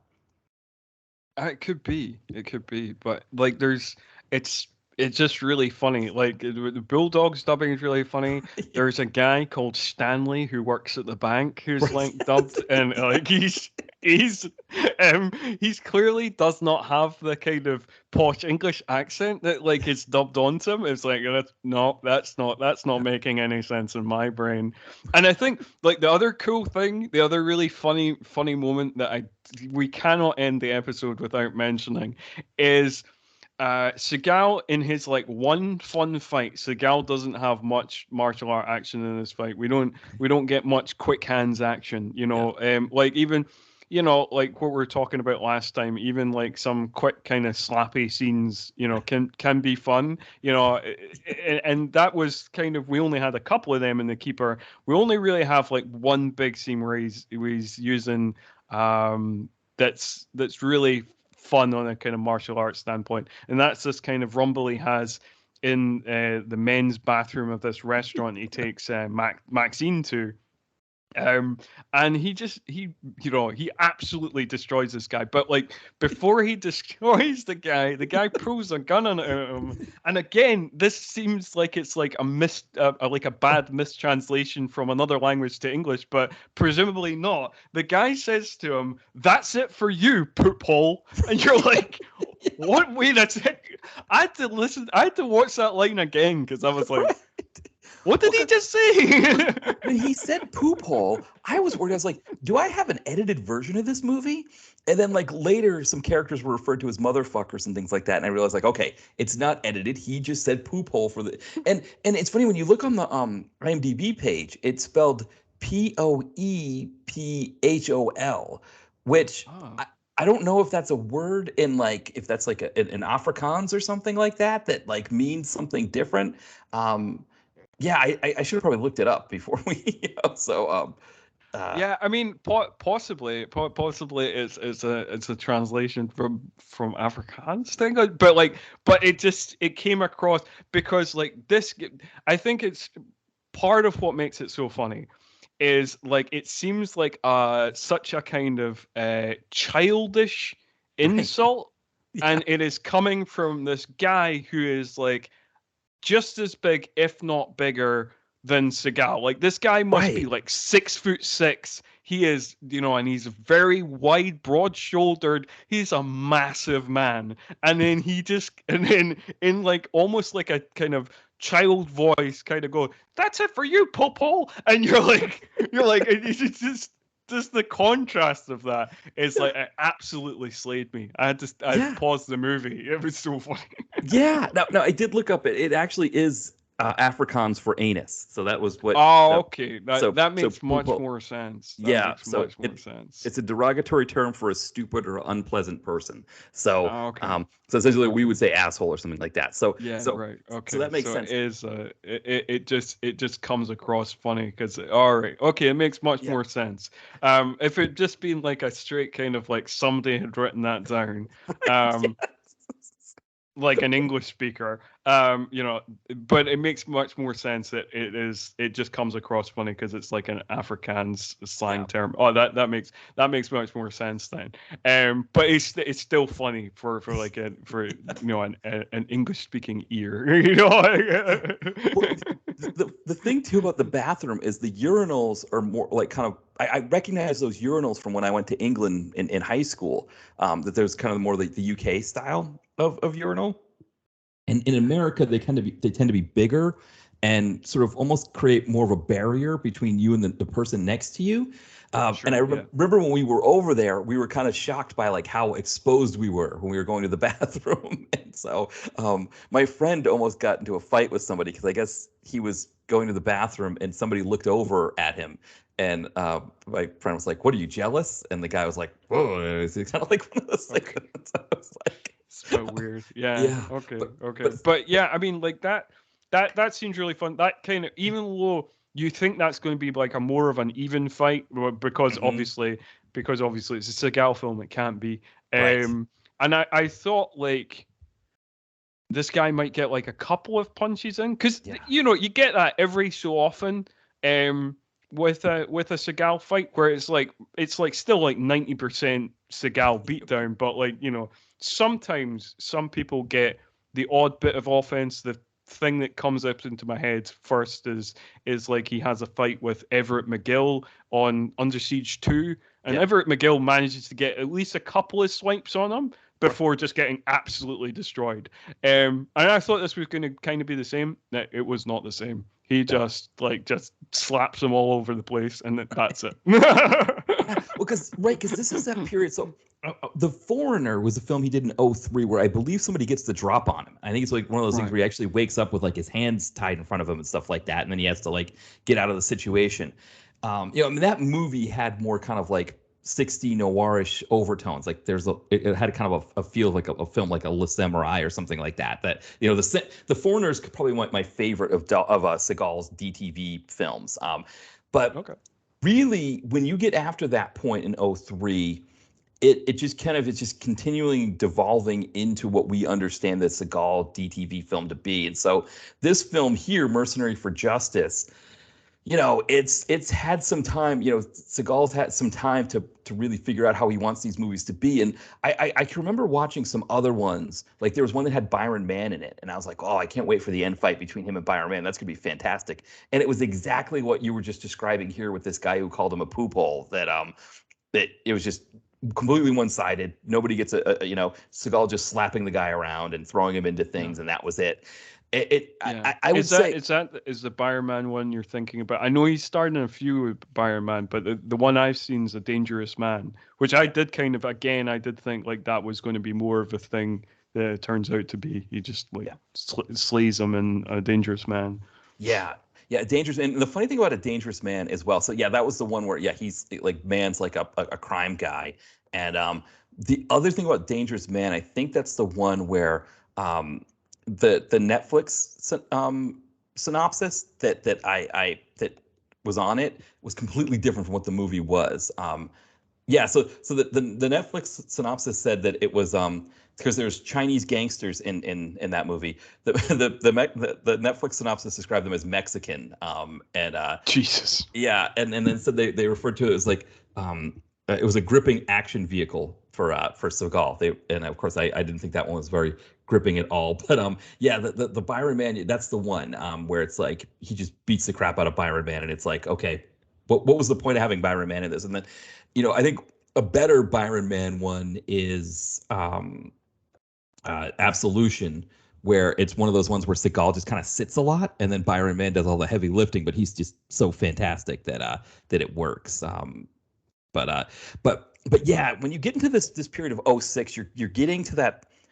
Seagal is getting a sense of how he wants his movies to be, and it's like it kind of just really, I don't know. It's yeah, you can see like between this one and The Keeper, right? That there's a lot of the same stuff happening here. This plot's a lot more convoluted than The Keeper was, but sure, the stuff is younger woman, right? That he has a thing with. Only she's much younger in The Keeper. Yeah. Really, people can't really get the drop on him. He's, when they do get the drop on him, he's still kind of in charge. He's still kind of the guy there.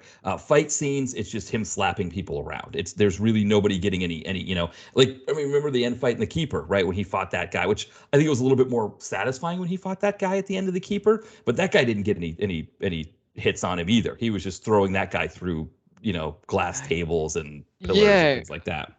He did, but like that last fight in The Keeper, cause like there was a stubbornness to that guy. There was like that guy still felt like kind of relentless. Right. So it still felt like he might get offense in, because there was you know what I mean. Even though he wasn't. There was like, cause he was like, there was like a tenacity to him, and like there was like, oh, you can't break this guy. He just keeps coming for you, and so it almost felt like there was something there. It almost felt like there was a fight there, like even though actually when you think about it, no, it was just another one-sided beatdown. But no, because he deals with this guy so swiftly, it just feels like nothing. So like. I think that it did feel more satisfying in The Keeper, because I guess because that you're not going to get an actual fight with a Seagal fight, it's just always going to be a one-sided beatdown. Yeah. You want that one-sided beatdown to be kind of have like the classic Seagal beats. So like you want, the person to be, thrown, through like a glass table, or like through a window, or like, into some through some doors in a cupboard or something, and just like, just like being ragdolled about. Right. So I think like because The Keeper one had that, where this guy's just getting ragdolled, and you're just like, man, how many more times can he like be thrown through something and still get up? Again, it's like that cutting into that like absurdity thing that we keep coming back to. I think that's what makes like a Seagal fight kind of fun most of the time. So if you don't get that, and it's just very swift, and he's just like, that's it, he gets thrown into like one thing, he gets thrown into some urinals, and then basically that's that guy done. It feels less satisfying.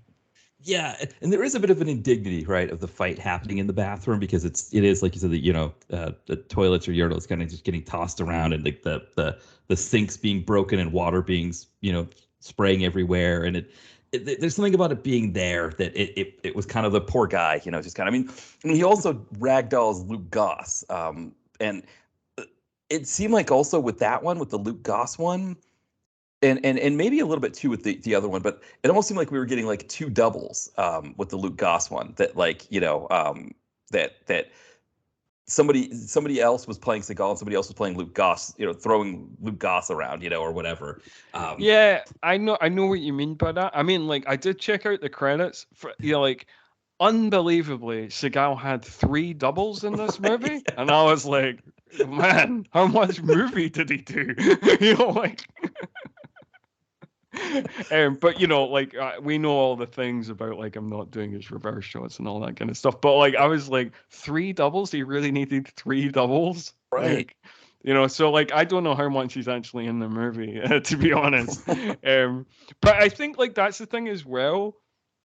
Like, I think what makes it more fun is like if there's added goofiness, and if like Seagal looks invested, like in the martial arts part, because sometimes he looks invested, sometimes it looks very lazy. And so in The Keeper, you've got the final fight, you've got like a nearly full speed Seagal doing an enthusiastic beatdown on that guy.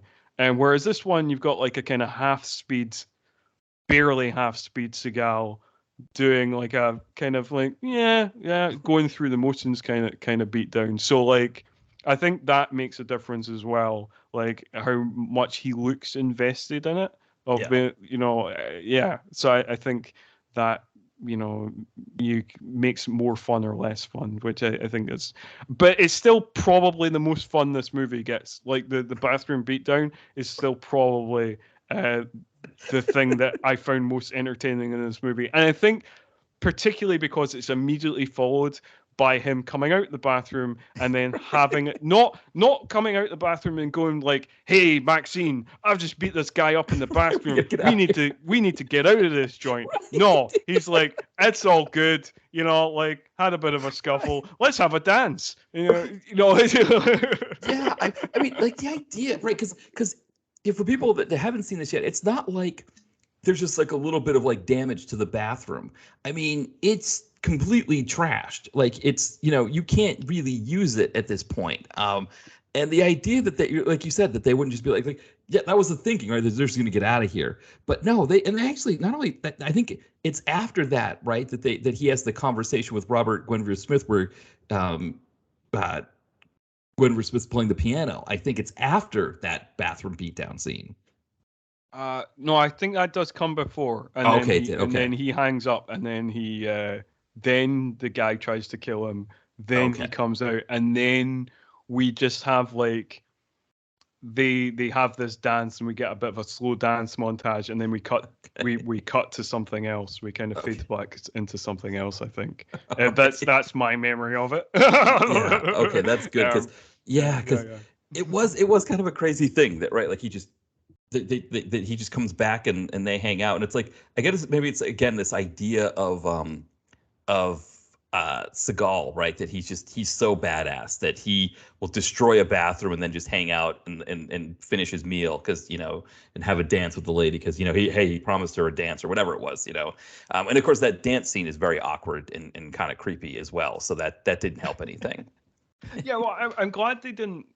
At least with this movie, at least they didn't move it any further than that. Like, like I'm glad we didn't have like an awkward like love scene or anything like that. Like I feel like we dodged a bullet. I feel like Maxine's character, could have been treated much worse. It's just like, I mean, she is just kind of like stereotypical kind of love interest character. So there's not much meat on the bone there either. But like, she's not sleazed upon quite to the extent that I could have seen happen in other DTV action movies, if you see what I mean.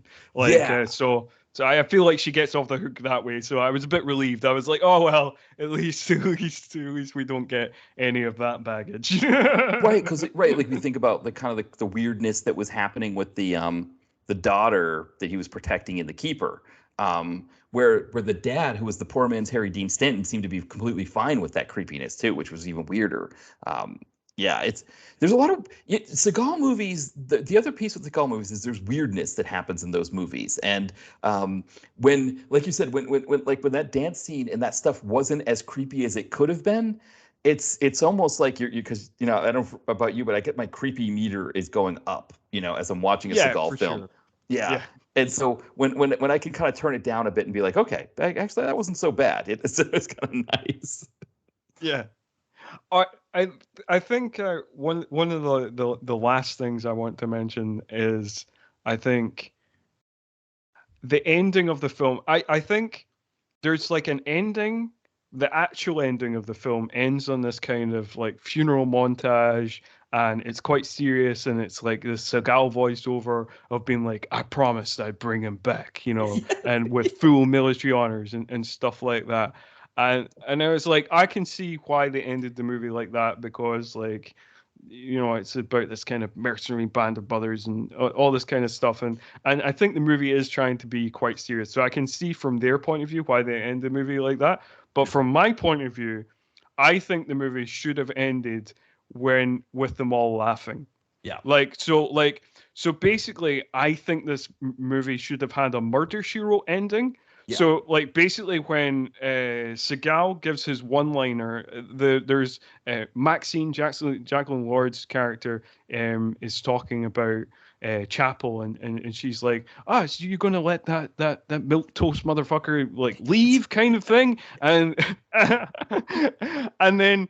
And then Seagal kind of looks over to her and then just kind of wryly smiles and goes, "Milquetoast, I always thought he had an explosive personality." And he looks so proud of himself when he says this line. Yes. And then you know, obviously Chapel's car explodes, and then they all have a laugh. And then I was like, well, that's perfect. Like, just freeze frame that, and it's just like, perfect Murder She Wrote ending. Yeah, and we were spared the indignity of having to see Robert Guinevere Smith get beaten up by Seagal too, by having it done that way, which was nice. He but got off right. the hook there. Yeah. Yeah, I mean, I will say there was something about it when she says that, because I agree with you. I thought that was when to end the movie too, because that whole thing with the montage and like it was like things fading in and out with the flags and the lines from before and all that stuff was just so weird and so. I don't know, it was so like bad, like TV movie ending kind of thing that it was like, sure. What are they doing here? But when Jacqueline Lord, when she refers to Robert Guinevere Smith as a milquetoast motherfucker, there's almost a sense of like, like poor Robert Guinevere Smith, he's like the best actor out of this whole group here, and he's getting, reduced to being referred to as a milquetoast motherfucker and getting blown up and all of that stuff. But I wonder for him, like it'd be interesting to talk, like someone like him, you probably, if somebody did an interview with him and you brought up this movie, like he might laugh about it for a second and, not really get into it too much. But it would be interesting to know kind of like what goes through your mind when you're reading the script and you see that kind of stuff. Yeah, no, absolutely. I have to say, like, he might either laugh about it, he might not even remember he was in it, to be honest. Like, this is a guy who's starred in a lot of movies, done a lot of theater. He probably has things that were like very memorable in his life. A number of the Spike Lee movies, maybe things like King of New York or whatever, that he probably thinks about, and his one-man stage plays and all that kind of stuff. Yeah. But like. Who knows if he even remembers it was? I was like, I actually was Seagal once. That was weird. Right. Yeah. No, that's a good point. I didn't think, because I think one of the things I think Emmett Furla do is, similar to what Uwe Boll does is they get actors between projects and say like, hey, just come in here, which is probably part of how I would imagine that's probably how they were able to get Michael K. Williams in the film, is that he probably had some time between shooting seasons of The Wire, but I think that's how they get them. Is it's like, hey, you got a few weeks between projects here. One, you want to make a quick $50,000 or whatever, and so that would make sense about them not remembering, because it might have been so fast that like it probably would have been done. Like the whole thing probably would have been done in a couple of weeks. That like. Hey, I made that quick money doing that, and that's it. They probably would. I wouldn't be surprised if you're right if he didn't have much to say about it. Yeah, for sure. Yeah. But yeah, I mean, like that's. I guess that kind of wraps it up for Mercenary Justice. I don't know how much more to say. I think there's one other thing. The one last thing.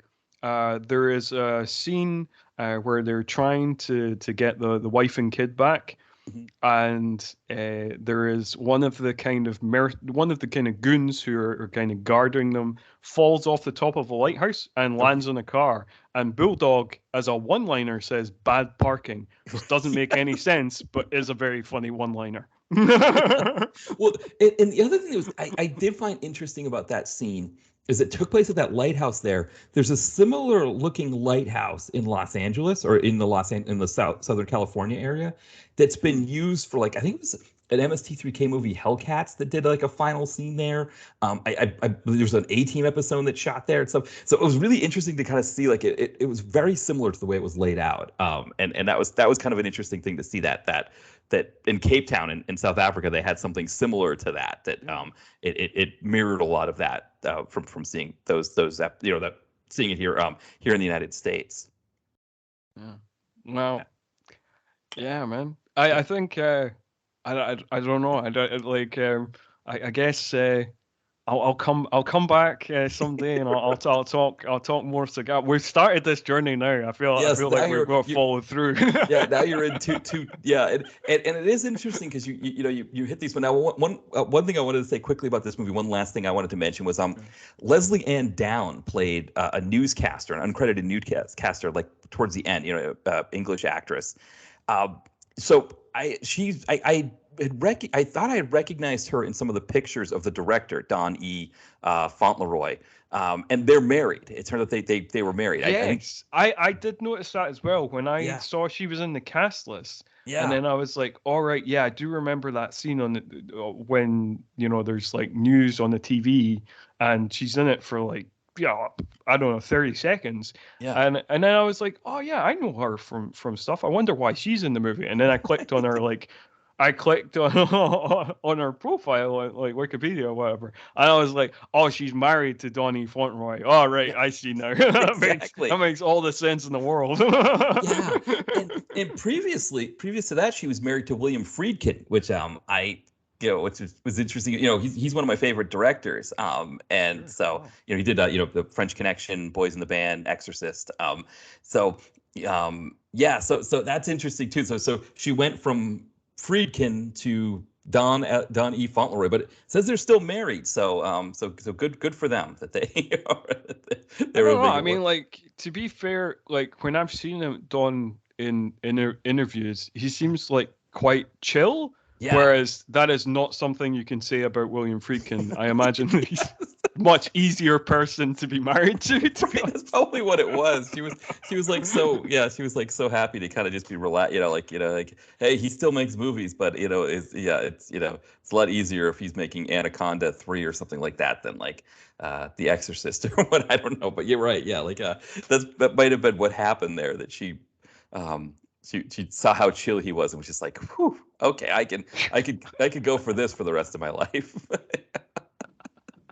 So that's a good place to leave it. While we're wrapping up here, Scott, anything that you want to plug? Well, yeah, I guess just the normal. So yeah, all 90s action all the time is our monthly podcast looking at 90s action movies. This year, throughout the year of 2023, we're looking at films from 1993. I'm not sure when this episode comes out, but our April episode will be Gunman. And then in May, we're doing Judgment Night. And yeah, throughout the year, doing 1993 movies. And then I've got New Horror Express, which is a bi-monthly, by which I mean twice a month podcast where I interview horror movie directors, actors, screenwriters, anybody connected with indie horror working today. I've talked to all sorts of people from all over the world. I've got about 180 episodes now. I've done over the last 5 years, and that continues forward as well. So. That's excellent. That's awesome. Yeah, I think this episode, it might come out in early. So the Gunman episode might be out by the time this episode airs, so people can look for that. Which I didn't realize that Gunman. You're talking about the Mario Van Peebles, Christopher Lambert film. Yes, Gunman. Yeah, I did not realize that movie came out in 1993. I thought it was later than that. That's Well, actually, we talk about that in the episode. Okay. We got rather confused by IMDb. IMDb says it was made in 1993, so we just stuck it in the 1993 season. Turns out it was only released in Hungary and Italy in 1993 and did not come out in America in the UK until 1994. So it is slightly late. So most people would think it was slightly later. I was thinking than 1993. I was thinking like late 90s, like 99 or something like that. Okay, So okay, yeah, no. It's so it's their first collaboration. They made it.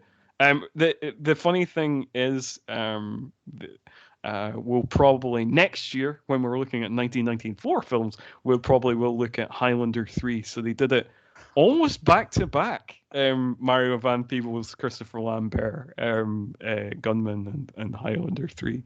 So that's quite fun. Wow. Yeah, yeah. And the funny thing about Highlander 3, right, is that I can't remember how much that they used part 2 or how much it was like kind of, I guess it was kind of part because I always think of part 3. I remember it being in the theater. I don't know if I saw it in the theater. I think I did.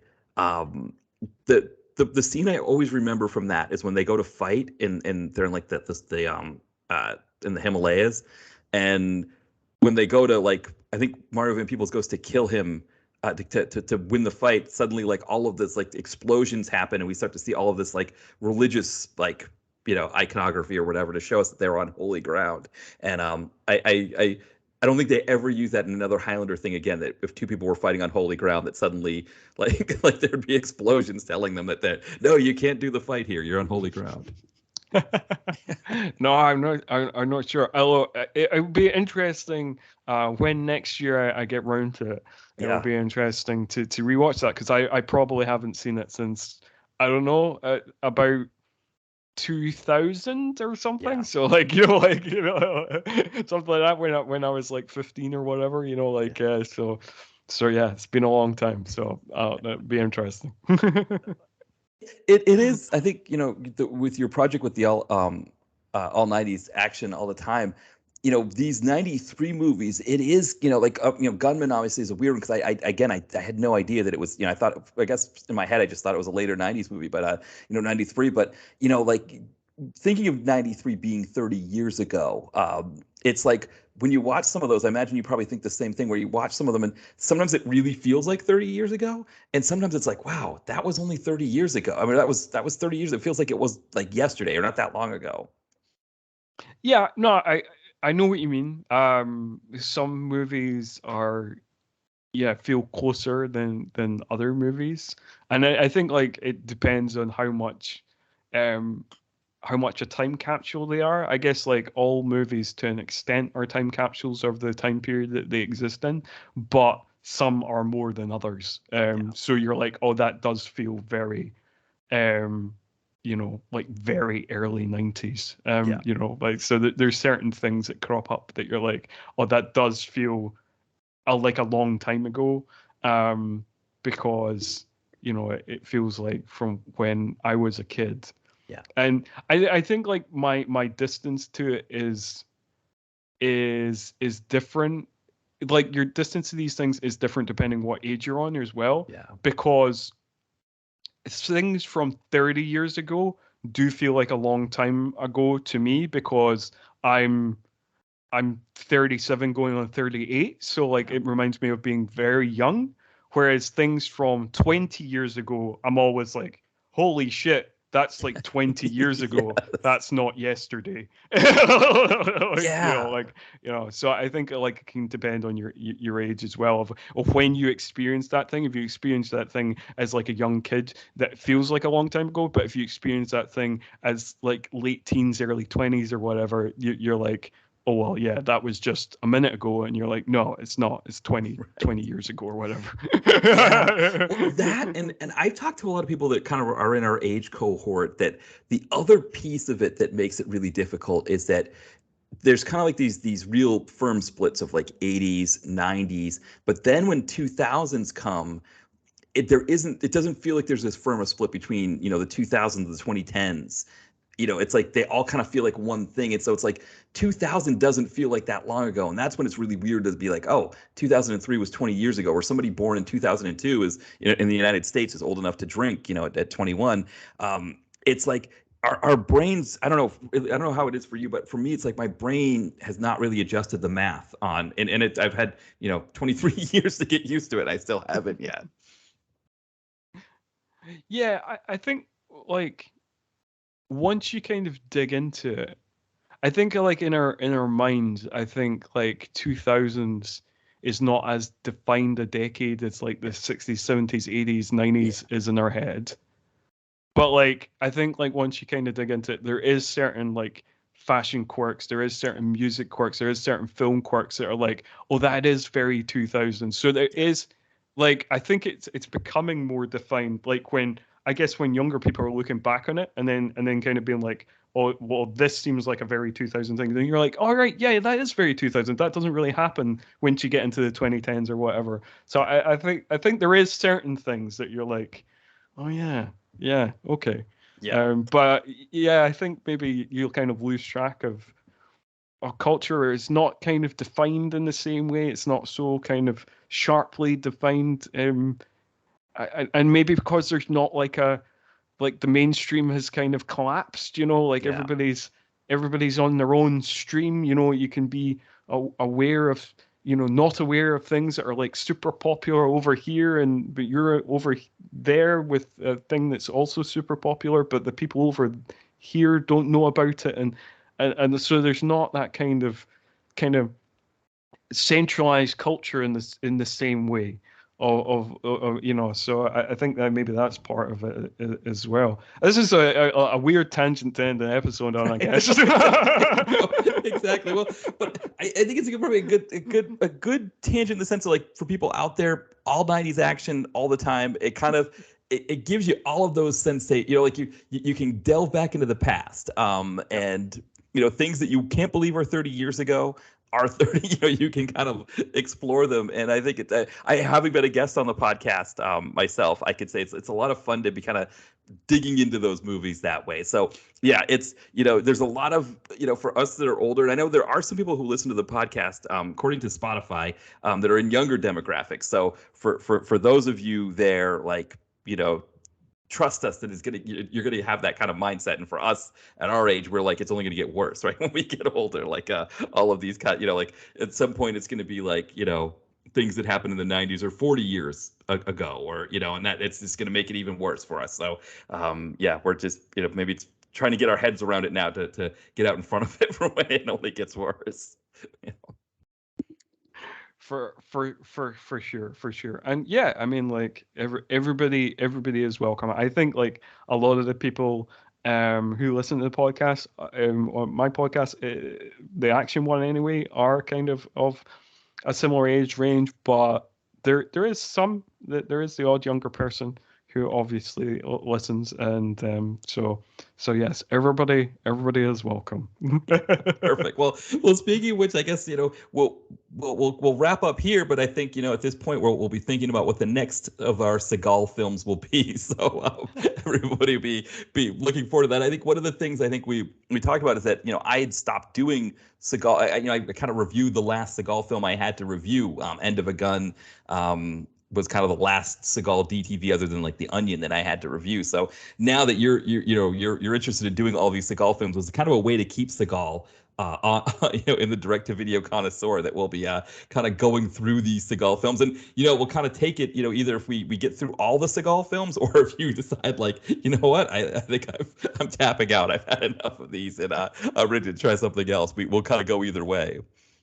Sure. Well, I'm still on the Seagal train at the moment. Like I'm kind of once I commit to something, generally I see it through. So who knows? Who knows? We might get through them all. Yeah. Well, and I mean, I don't know that it gets much worse than Mercenary for Justice, but it does get worse. I know there are a few out there I can think of that were worse than this. So we'll see, kind of. But there's also some more fun ones in there. So yeah, we got a ways to go yet.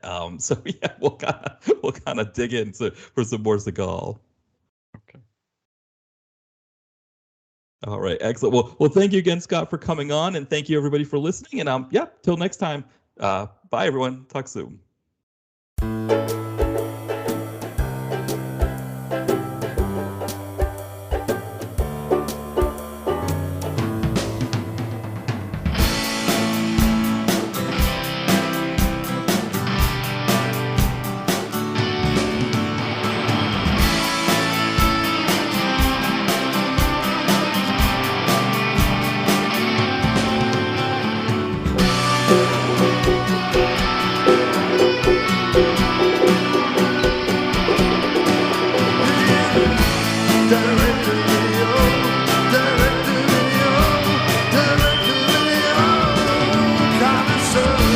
Direct to video.